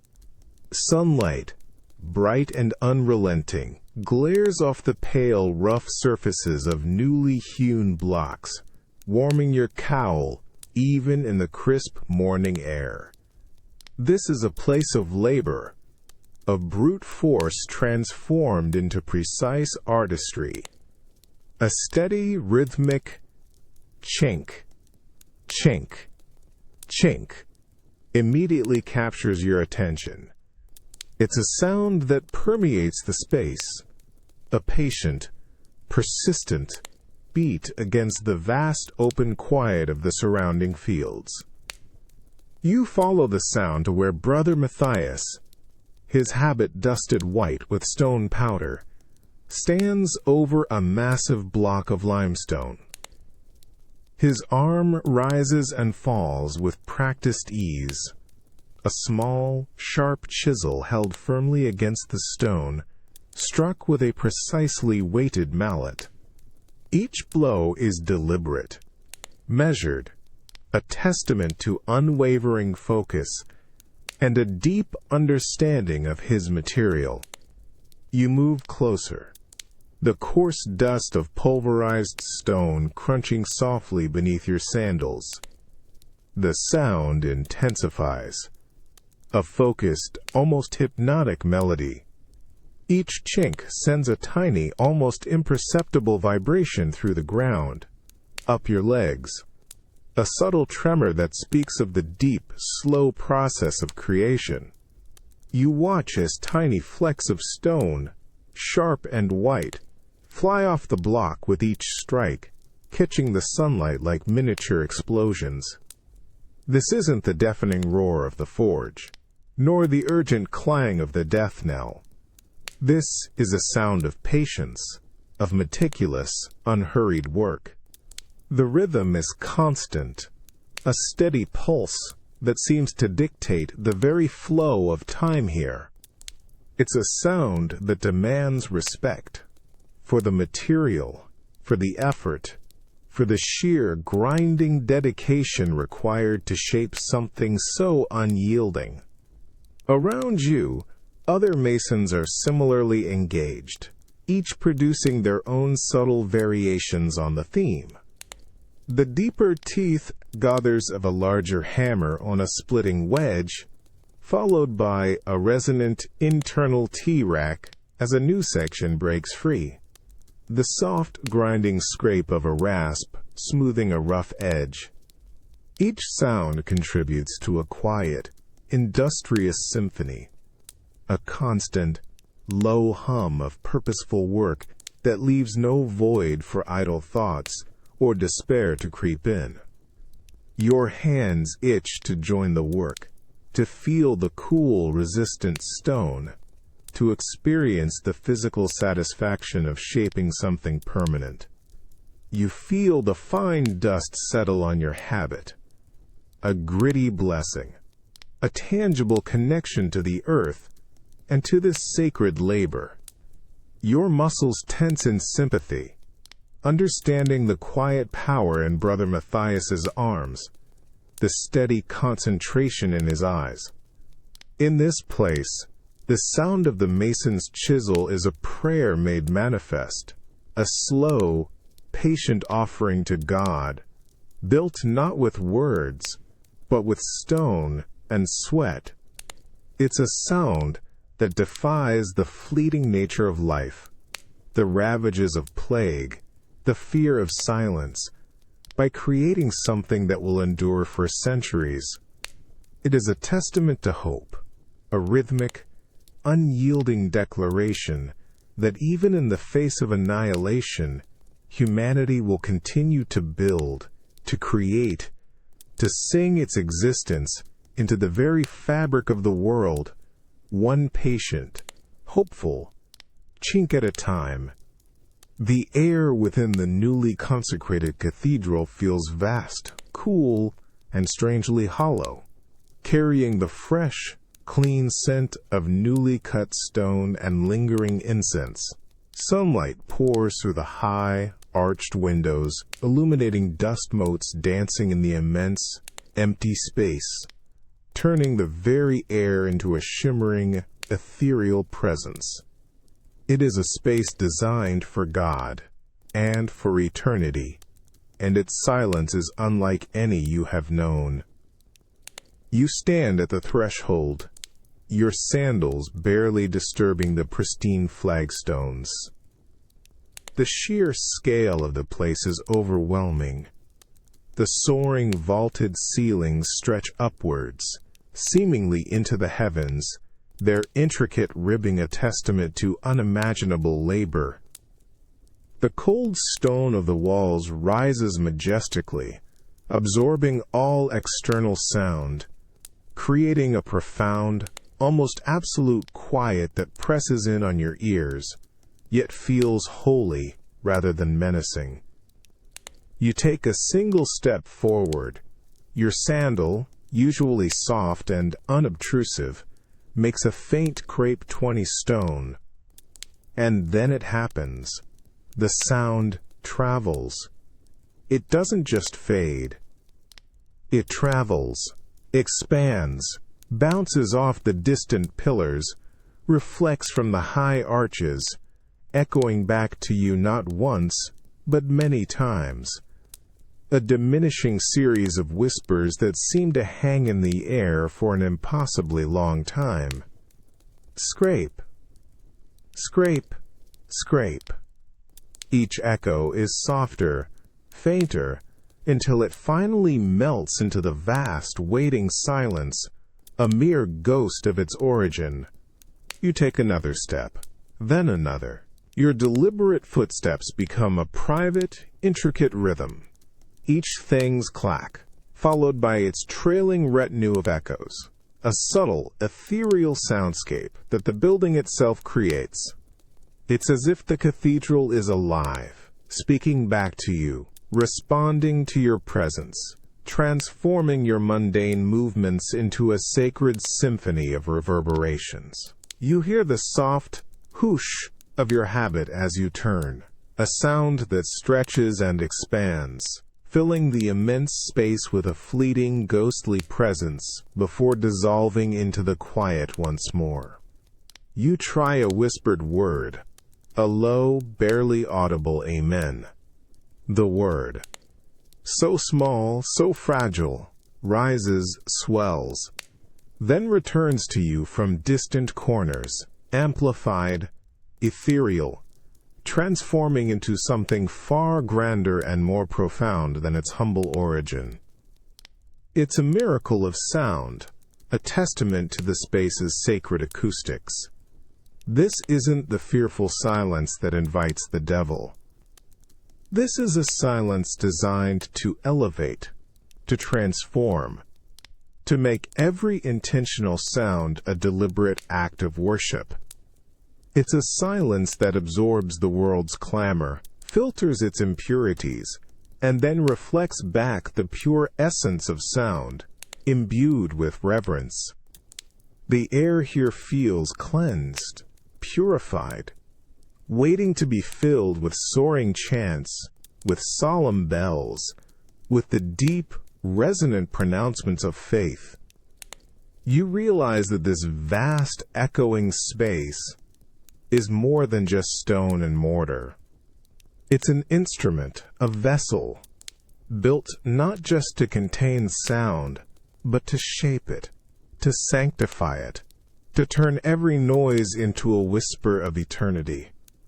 The cathedral itself is a constant, quiet prayer, its very design a hymn to the divine, where every echo is a reminder of God's unending presence, transforming silence from a foe into the most profound ally. The corridor is a tunnel of damp, cold stone, carrying the pervasive, stale scent of old wax, and a hint of the medicinal herbs that now permeate every corner of the monastery. A biting draft snakes through the narrow space, making the single, flickering lantern you carry dance wildly, throwing grotesque, shifting shadows on the walls.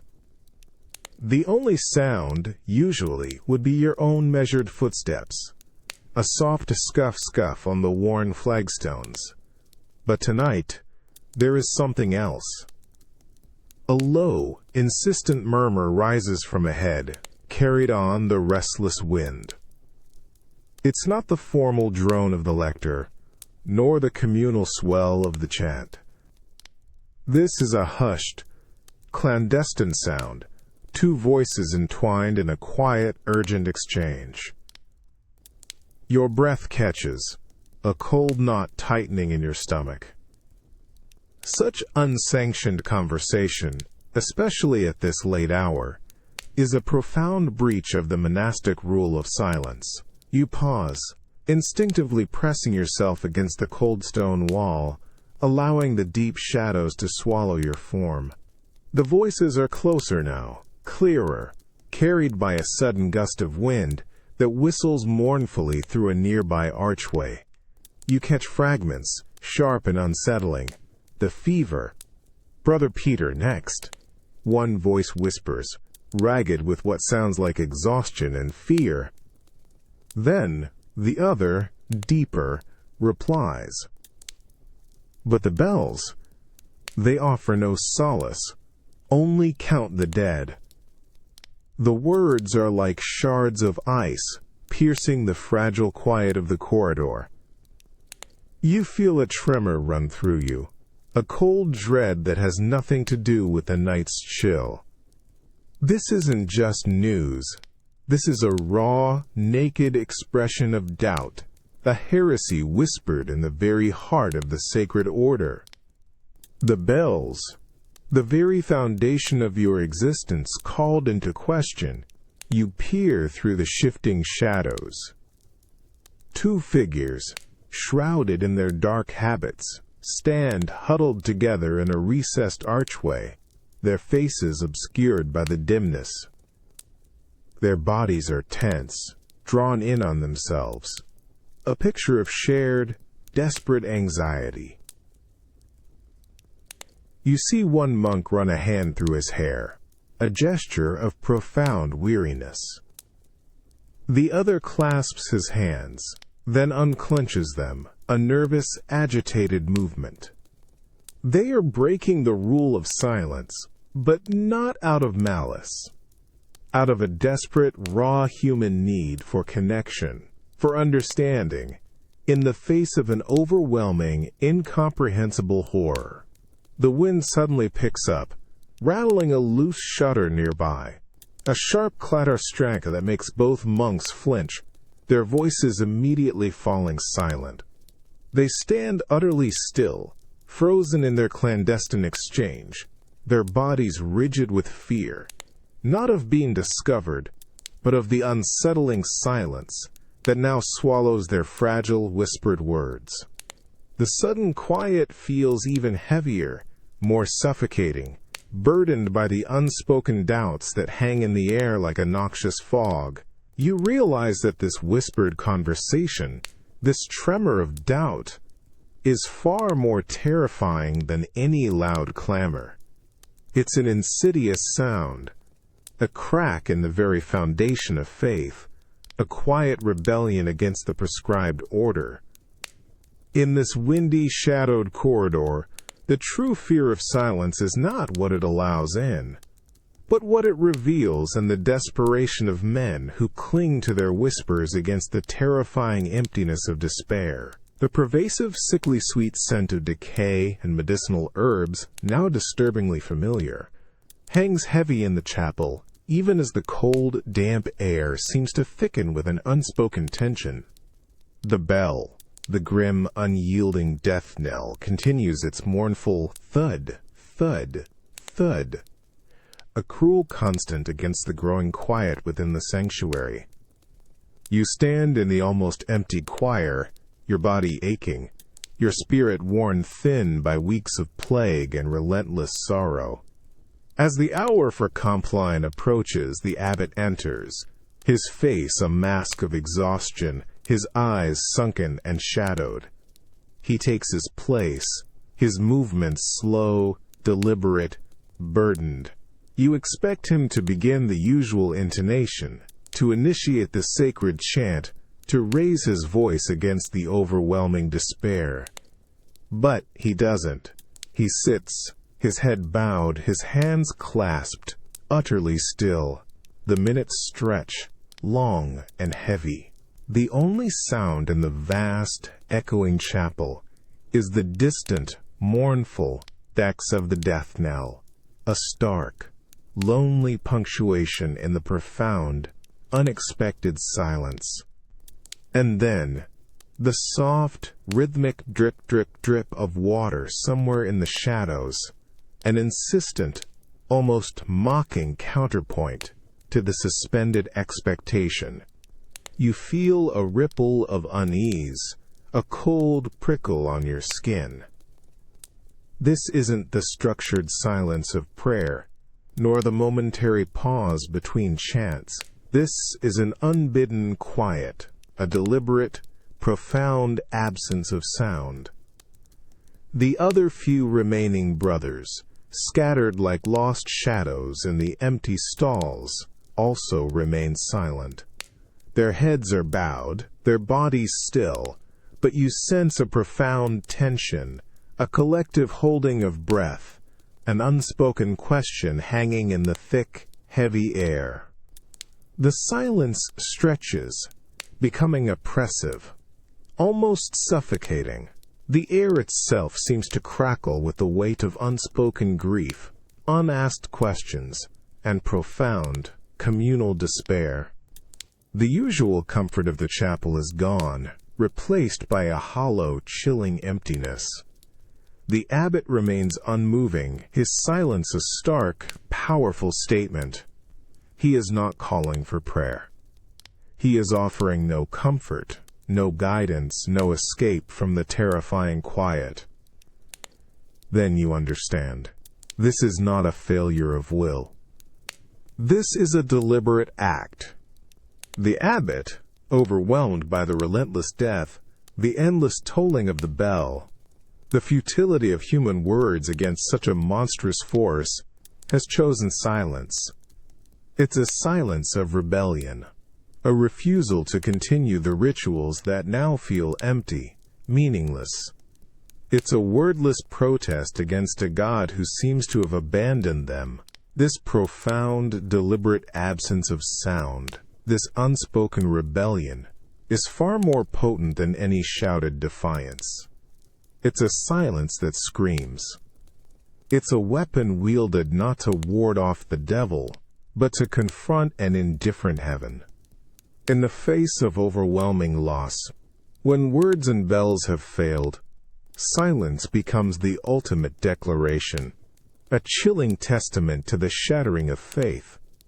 And in that terrifying quiet you realize that sometimes the most dangerous, most profound sound of all is the one that is utterly, stubbornly, heartbreakingly withheld. The chapel, though still echoing with the unsettling memory of the abbot's silence, now holds a different kind of quiet. The pervasive scent of decay has lessened, replaced by the faint, clean smell of beeswax and cold stone, a tentative return to order. The relentless death knell has finally ceased its constant tolling, replaced by the measured, familiar tan thwum asterisk of a matins call, a sound that feels both a blessing and a reminder of the chasm you've just traversed. You stand among the few remaining brothers, your body weary but your spirit rekindled by the bell's return, when a new presence enters. A young novice, no older than 16, dressed in rough, ill-fitting robes that seem to swallow his slender frame. He is a fresh face, new hope amidst the sorrow. He moves with a nervous energy, his eyes wide, taking in the vastness of the space, the solemnity of the remaining monks. As the first deep note of the Gregorian chant rises, a fragile thread woven by the few remaining voices, the novice attempts to kneel. But his movements are stiff, unpracticed. There's a distinct, almost audible creak from his knees as he bends, a sharp, ungraceful sound that cuts through the nascent hum of the chant. It's a small sound, but in the echoing chapel it feels magnified, raw, a jarring human imperfection in the sacred space. You watch him, a flicker of memory in your own mind, recalling your own first, awkward attempts to conform to the monastic rhythm. His body, still soft and unaccustomed to the rigors of the stone floor, protests with every movement.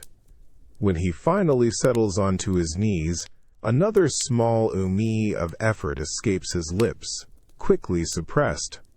His face, still fresh and unlined, is already etched with a grimace of discomfort, a testament to the physical challenge of this new life. The soft rustle of his new, uncreased habit as he shifts, seeking a more comfortable position, is another small intrusion. His hands, still smooth and uncalloused, clasped together, but they seem to tremble slightly, either from cold or from the sheer weight of the moment. He tries to join the chant, his voice thin and reedy, noticeably out of tune with the deeper, more practiced tones of the older monks. It's a sound of striving, of effort, of a body and spirit being broken and remade. This isn't the elegant, flowing sound of practiced devotion. This is the raw, unpolished noise of a journey just beginning. The creak of his knees, the soft grunts, the tentative, off-key voice. These are the sounds of a human attempting to shed the old self, to conform to a new, demanding rhythm. It's a stark contrast to the effortless grace of the seasoned monks, a jarring reminder of the discipline, the pain, the profound physical and spiritual transformation required for this life. In this moment, as you listen to the humble sounds of the novice's struggle, you realize that the fear of silence isn't just about the devil. It's also about the raw, undeniable sounds of the human body, the imperfections, the very real process of breaking and remaking oneself for a higher purpose. The novice's creaking knees and tentative voice are not just noises. They are the living, breathing sound of hope, a fragile promise of continuity, a new beginning echoing in the vast, still recovering quiet of the monastery. The air in the chapel, still cool and carrying the faint scent of stone and beeswax, now vibrates with the renewed, albeit thin, sound of the Gregorian chant. The persistent thwum asterisk of the matins bell has faded, leaving a sense of fragile order. You stand, your body weary but your voice joining the few remaining brothers, each note a deliberate act of faith against the recent, overwhelming quiet. Ahead, the young novice struggles.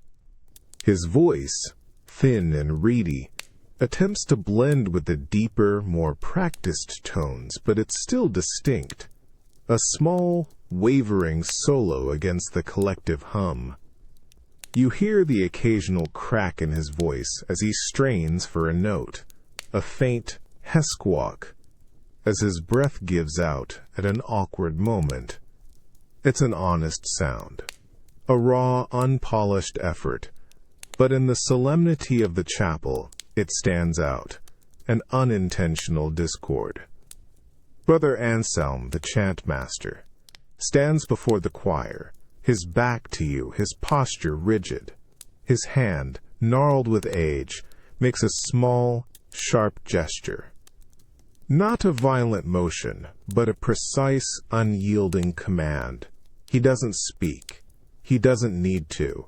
His presence alone, the subtle stiffening of his shoulders, the almost imperceptible tilt of his head, conveys his disapproval of the novice's faltering voice. The air itself seems to tighten with the unspoken correction. The novice immediately flinches, his small, reedy voice faltering, then dimming, almost disappearing entirely. You hear a soft, almost imperceptible gasp from him, a quick intake of breath, a sudden, sharp realization of his transgression. The sound of his individual, imperfect voice, so recently distinct, is now being consciously suppressed, reined in, forced back into the vast, protective silence of his own throat. He tries again, his voice now lower, more hesitant, an almost fearful whisper against the collective. He's no longer trying to sing with his own natural tone, but to mimic, to blend, to disappear. You hear the effort in his strained breath, the tension in his forced cadence.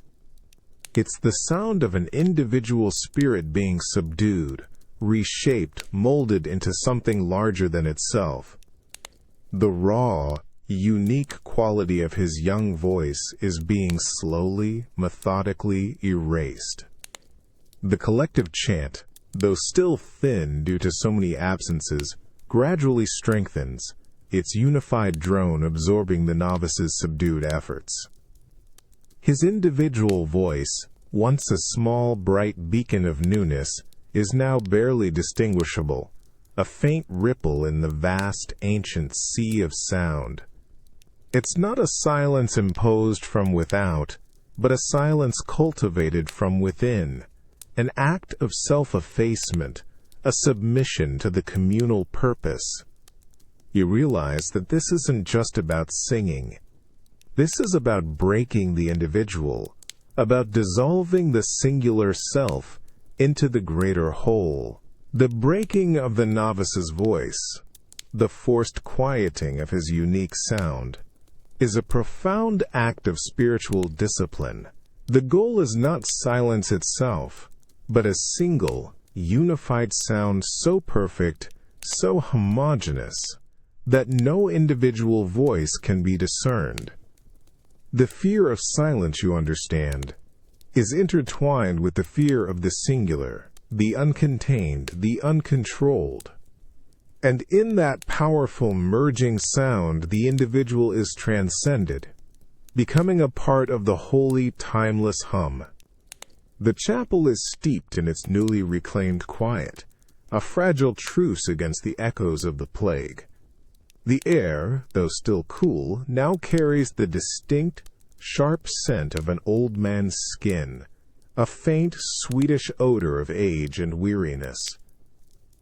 The bell's regular thwoom, for matins echoes, comforting and familiar, a steadfast anchor in a world still reeling. You stand in the choir, your own voice joining the thin, earnest thread of the Gregorian chant. Your eyes, accustomed to scanning the rows of brothers, now find Brother Gregory, one of the oldest monks, in the stall beside you. His face is deeply lined, his eyes sunken, and his movements are slow, a testament to decades of rigorous monastic life. He has been a constant presence, his deep baritone, a foundational part of the choir for as long as you can remember. But today, something is different. His voice, usually a steady, resonant anchor, is now faint, a barely audible rasp that struggles to hold its place in the chant. You hear the distinct, strained notes as he tries to draw a breath, a ragged, whistling sound that cuts through the delicate fabric of the melody. Then, a small, involuntary cock escapes him, a dry, rattling protest from deep within his chest, quickly suppressed but jarring in the solemn quiet.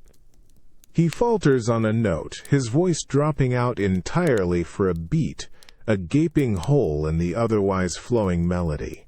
You feel a prickle of unease, a cold sensation in your stomach. It's not just a missed note. It's a physical manifestation of his failing strength, a stark reminder of his mortality. You hear his shallow, quick breaths, sharp and insistent, battling against the demands of the long, sustained notes. You glance at him, quickly, subtly. His face is pale, his lips pressed thin, his brow furrowed with a desperate concentration. His hands, gnarled and trembling slightly, clench the edge of his wooden stall. There's a profound fear in his eyes, a desperate struggle not just to produce the sound, but to remain a part of the living, breathing chorus. This isn't just about fulfilling a duty. It's about defying the encroaching silence of his own body. He takes another shaky breath, trying to rejoin the chant, his voice rising a fraction, but it's weak, almost transparent. It's the sound of a spirit fighting against the inevitable, clinging to every last bit of vocal power, refusing to let his presence be erased. He is fighting the silence not just for his soul, but for his very existence, for his identity within this community. In this moment, as you listen to the failing breath of the old monk, you realize that the fear of silence isn't just a collective spiritual dread. It's also a deeply personal, visceral terror. The fear of one's own voice being extinguished, of one's presence fading into nothingness. Brother Gregory's struggling voice is a poignant lament, a desperate plea against the ultimate quiet, a testament to the human spirit's fierce resistance to becoming silent, even in the face of its own physical demise. The chapel is steeped in a fragile, hard-won quiet broken only by the thin, earnest thread of the Gregorian chant and the rhythmic, comforting thwoom asterisk of the matins bell. The air is cool, carrying the faint, clean scent of beeswax and old stone. But beside you, Brother Gregory, the ancient monk, struggles not just with his voice, but with something far more insidious. His eyes, usually sharp despite their age, are now clouded, unfocused. His mouth moves, attempting to form the familiar Latin words of the psalm, but the sounds that emerge are fragmented, jumbled. You hear a soft, confused murmur, a jumble of syllables that don't coalesce into meaning. He stops, his brow furrowed, a profound bewilderment etching lines into his already ancient face. You notice his hands, gnarled and trembling, reaching out to touch the worn page of his breviary.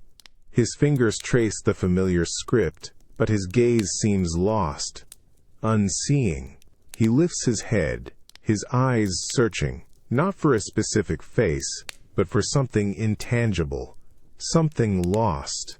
A soft, almost inaudible megnos escapes him, a sound of deep, profound confusion and frustration. This isn't the silence of his voice failing. This is the horrifying quiet of his mind abandoning him, piece by precious piece. The words of the chant, once ingrained in his very soul, are slipping away, dissolving into an inner void. You hear the small, almost imperceptible rustle of the breviary as he fumbles with it, as if the physical act of turning the page might somehow retrieve the lost words, the fading memories. A prickle of cold fear runs down your spine, colder than the stone beneath your sandals. This is a terrifying revelation. The inner silence, the blankness of a mind once filled with sacred texts and prayers. This is a heresy of a different kind, a betrayal not by will, but by the relentless erosion of time. The chanting around you, the steady hum that fills the chapel, now feels like a distant, irrelevant noise against the profound, terrifying quiet unfolding within Brother Gregory. He looks at you, his eyes momentarily meeting yours, and in them you see a flash of raw, uncomprehending terror. It's the fear of a man losing himself, of his very essence dissolving into an empty, silent space. He tries to speak, his lips moving, but no sound emerges, only a faint, dry click of his tongue against his palate. His voice, once a part of the vibrant tapestry of the choir, is now truly, tragically, silent. In this moment, as you witness the erosion of a mind, you realize that the most terrifying silence of all is not the absence of external sound, or even the cessation of the body's breath. It is the inner silence, the loss of memory, the quiet descent into oblivion where the self is erased. This is a silence that terrifies more than any hell, because it is the extinguishing of what makes us truly human, a chilling testament to the fragility of mind against the relentless consuming void. The moment you push open the heavy soot-stained door to the monastery kitchen, a wave of intense earthy smells envelops you. It's a rich, complex tapestry of aromas, simmering vegetables, stale bread, wood smoke, rendered fat, and something vaguely metallic from the cooking pots. It's a primal scent, a powerful reminder of sustenance, of the very act of living, a profound contrast to the spiritual air of the chapel. And then, the sound. It's a symphony of clatter, hiss, and sizzle, a relentless, purposeful noise that fills every corner of the vast, smoky room. Your ears, accustomed to structured, quiet, or measured sounds, feel assaulted by this joyous, unpretentious clamor. The roaring fire in the massive hearth crackles and sputters, sending jets of orange light dancing across the blackened stone walls, its hungry growl a constant, underlying hum. Brother Peter, his face ruddy and glistening with sweat, stands over a bubbling cauldron, stirring with a heavy wooden paddle. The rhythmic comforter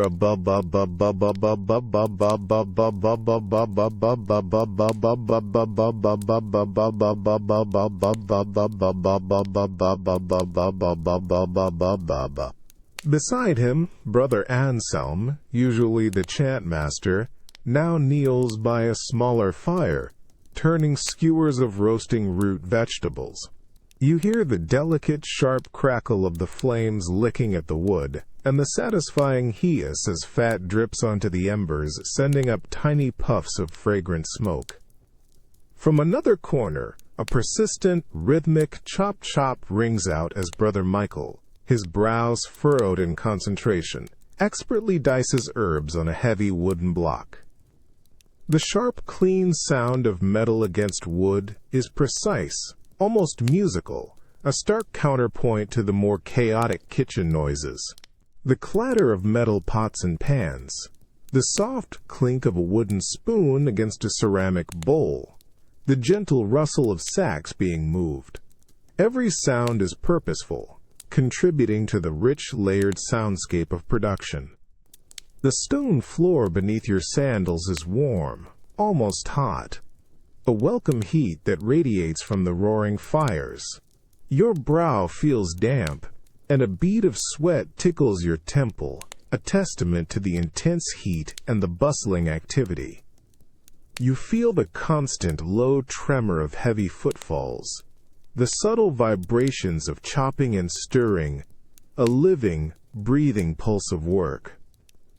This is not a place for contemplation, not a space for quiet introspection. This is a realm of action, of necessity, where the sacred is found not in silence but in the honest, earthy sounds of labor and sustenance. The kitchen's clamor is a powerful antidote to the fear of emptiness, a constant, vibrant reminder of life's demanding, delicious reality. And in that moment, surrounded by the warmth, the smells, and the undeniable noise, you realize that sometimes God is found not in the absence of sound, but in the hearty, unpretentious symphony of earthly creation. The refectory air is cool and still, carrying the faint, lingering scent of the kitchen's earlier bustle, a ghost of wood smoke and cooked vegetables, now muted and distant.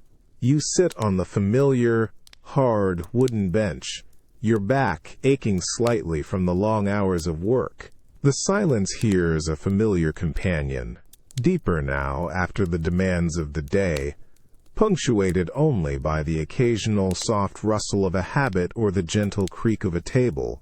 Before you, on the worn wooden surface, lies your evening meal, a piece of coarse dark bread and a small wooden cup of weak ale. It's simple, unadorned, the same humble fare you've consumed countless times before. You reach for the bread, its rough, uneven crust cool and firm beneath your fingertips. You break off a piece, a soft, dry crumble that feels significant in the quiet. You bring the bread to your mouth. The first taste is earthy, slightly sour, dense and dry against your tongue. It demands chewing, a deliberate, physical act. You hear your own teeth grinding, a soft, insistent munch that echoes in the quiet of your own head. Each bite is a reminder of its origins, of the wheat, the mill, the hands that kneaded it. It's not a taste to savor for pleasure, but for sustenance, for humility. Then, you pick up the wooden cup. The surface is smooth, worn by countless hands. You raise it to your lips.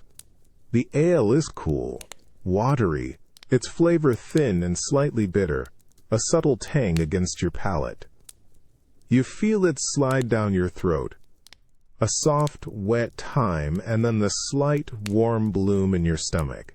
It's not rich or intoxicating, merely quenching, a simple offering to a thirsty body. The act of consuming this humble meal becomes a profound, sensory meditation. Every texture, every subtle taste, every internal sound of chewing and swallowing is amplified by the surrounding quiet. There are no grand flavors to distract, no rich aromas to transport you. Only the raw, unembellished truth of basic nourishment, grounding you firmly in your physical being, in the humility of flesh. You glance around the refectory, at the other monks, their heads bowed, silently engaged in the same ritual. You hear their own subtle, amplified sounds of eating, a soft scrape of a spoon, a muted slurp. It's a shared experience of profound simplicity, a collective act of accepting the most basic human need in quiet reverence. This is the antithesis of the fear of silence. It's a profound embrace of it, allowing the body's simple needs to be heard, to be felt without embellishment. In this moment, tasting the coarse bread and weak ale, you realize that the deliberate blandness, the humble nature of the meal, is itself a powerful sound. It's a constant, quiet declaration against indulgence, against distraction, a sensory anchor to the humility of flesh. It's a profound, unwavering truth that speaks not with words, but with taste and texture, reminding you that true strength, true connection, often lies not in grandeur or clamor, but in the simple, unadorned reality of existence. And sometimes, the most potent message comes not from a booming bell, but from the quiet, insistent truth of a simple meal. The day's last light, a soft, fading gold, filters through the high, arched windows of the chapel, painting the ancient stone with gentle, transient hues. The air is cool, carrying the faint, clean scent of old stone and lingering beeswax. Around you, the few remaining brothers, their faces etched with the deep lines of experience and sorrow, settle into their stalls. The choir, once vibrant with many voices, is now sparse, but a fragile sense of peace, hard-won and precious, settles in the quiet. Then it comes. The bell, not a violent shriek, nor a mournful toll, but a measured, resonant thwoom that rises from the belfry. It's the Vespers bell, the call to evening prayer, a familiar sound that has marked the close of countless days. But tonight, it feels different. It's not a harsh command, an insistent demand for obedience. It's a promise, a gentle invitation. The sound fills the chapel, pressing against your ears, vibrating subtly through the polished wood of the stalls. It's deep, rich, a warm embrace of sound that seems to absorb the lingering anxieties of the day, washing them away with its steady, resonant waves. You feel it in your chest, a gentle thrum that calms the restless beat of your heart, aligning it with the rhythm of the monastery. The bell tolls again, and again, its cadence slow and deliberate, a steady hand guiding you towards the quiet of the coming night. Each 2020 is a reaffirmation, a testament to endurance, a signal that despite all the losses, all the fear, all the silence that has tried to swallow this place whole, the ancient rhythm holds. The monastery, battered but not broken, still breathes, still calls its faithful to prayer. You close your eyes for a moment, letting the sound wash over you. It feels like a cleansing, a purification of the mind from the day's burdens. The faces of your lost brothers, the whispered horrors of the plague, the tremor of doubt, they all recede, gently pushed back by the bell's unwavering voice. In its steady, persistent call, you find not a renewed fear of silence, but a profound acceptance of the cycle, of light and dark, of life and death. When the bell finally fades, leaving only its lingering echo, the silence that follows is not threatening. It's a peaceful, welcoming quiet, heavy with the warmth of the bell's promise. The air feels softer, the shadows deeper, as the last vestiges of daylight disappear. It's the silence of completion, of a day well spent, a peace earned through hardship and perseverance. You open your eyes and join the few voices in the evening psalm, your own voice thin but steady, blending into the fragile yet resolute chorus. The bell, once a harsh master, is now a comforting companion, a profound promise whispered across the ages.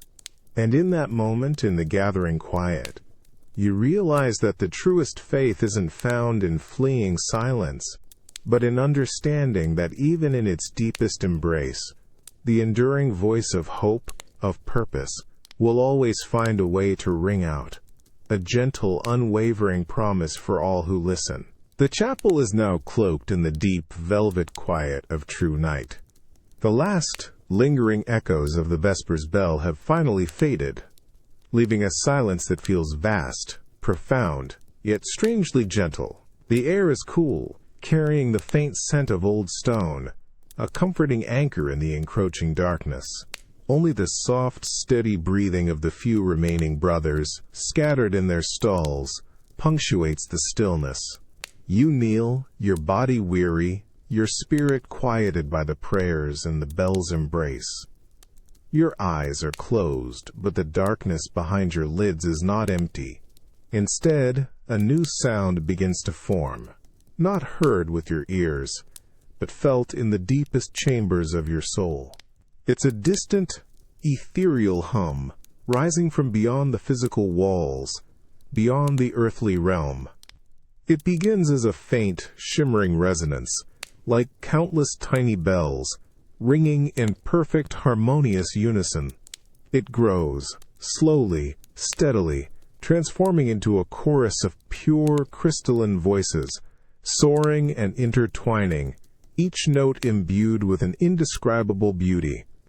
This is the sound of celestial music, the choir of angels, a melody woven from light and love, utterly pure, utterly perfect. It's a sound that ends all silence, not by shattering it, but by filling it completely, profoundly. You feel a warmth spread through your chest, a gentle, pervasive heat that dispels the last vestiges of cold, of fear, of sorrow. The pain in your aging joints, the ache in your back, the exhaustion in your bones, all of it dissolves, washed away by the exquisite waves of sound. Your spirit feels light, unbound, lifted on the tide of this heavenly chorus, ascending effortlessly.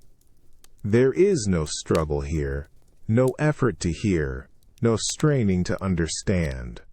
The music simply boit for us, consuming every part of your being, resonating in every fiber of your existence. It's a sound that holds no darkness, no doubt, no fear.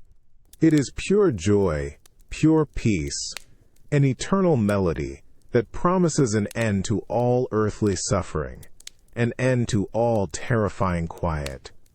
The faces of your lost brothers, the whispered horrors of the plague, the silent rebellions, they all appear not as sorrows, but as luminous, joyful presences, their voices joining the celestial choir, indistinguishable from the perfect harmony. You are not alone.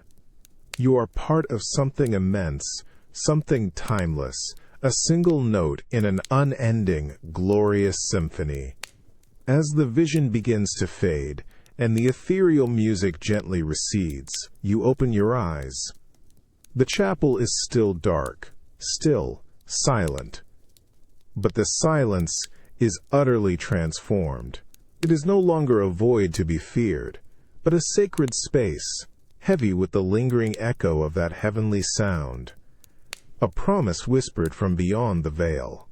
And in that profound, quiet peace, you realize that the ultimate triumph over silence is not to fill it with earthly noise, but to transcend it entirely, to find the true, eternal melody that resides within, a celestial choir that sings without end, bringing a hope that outshines all darkness.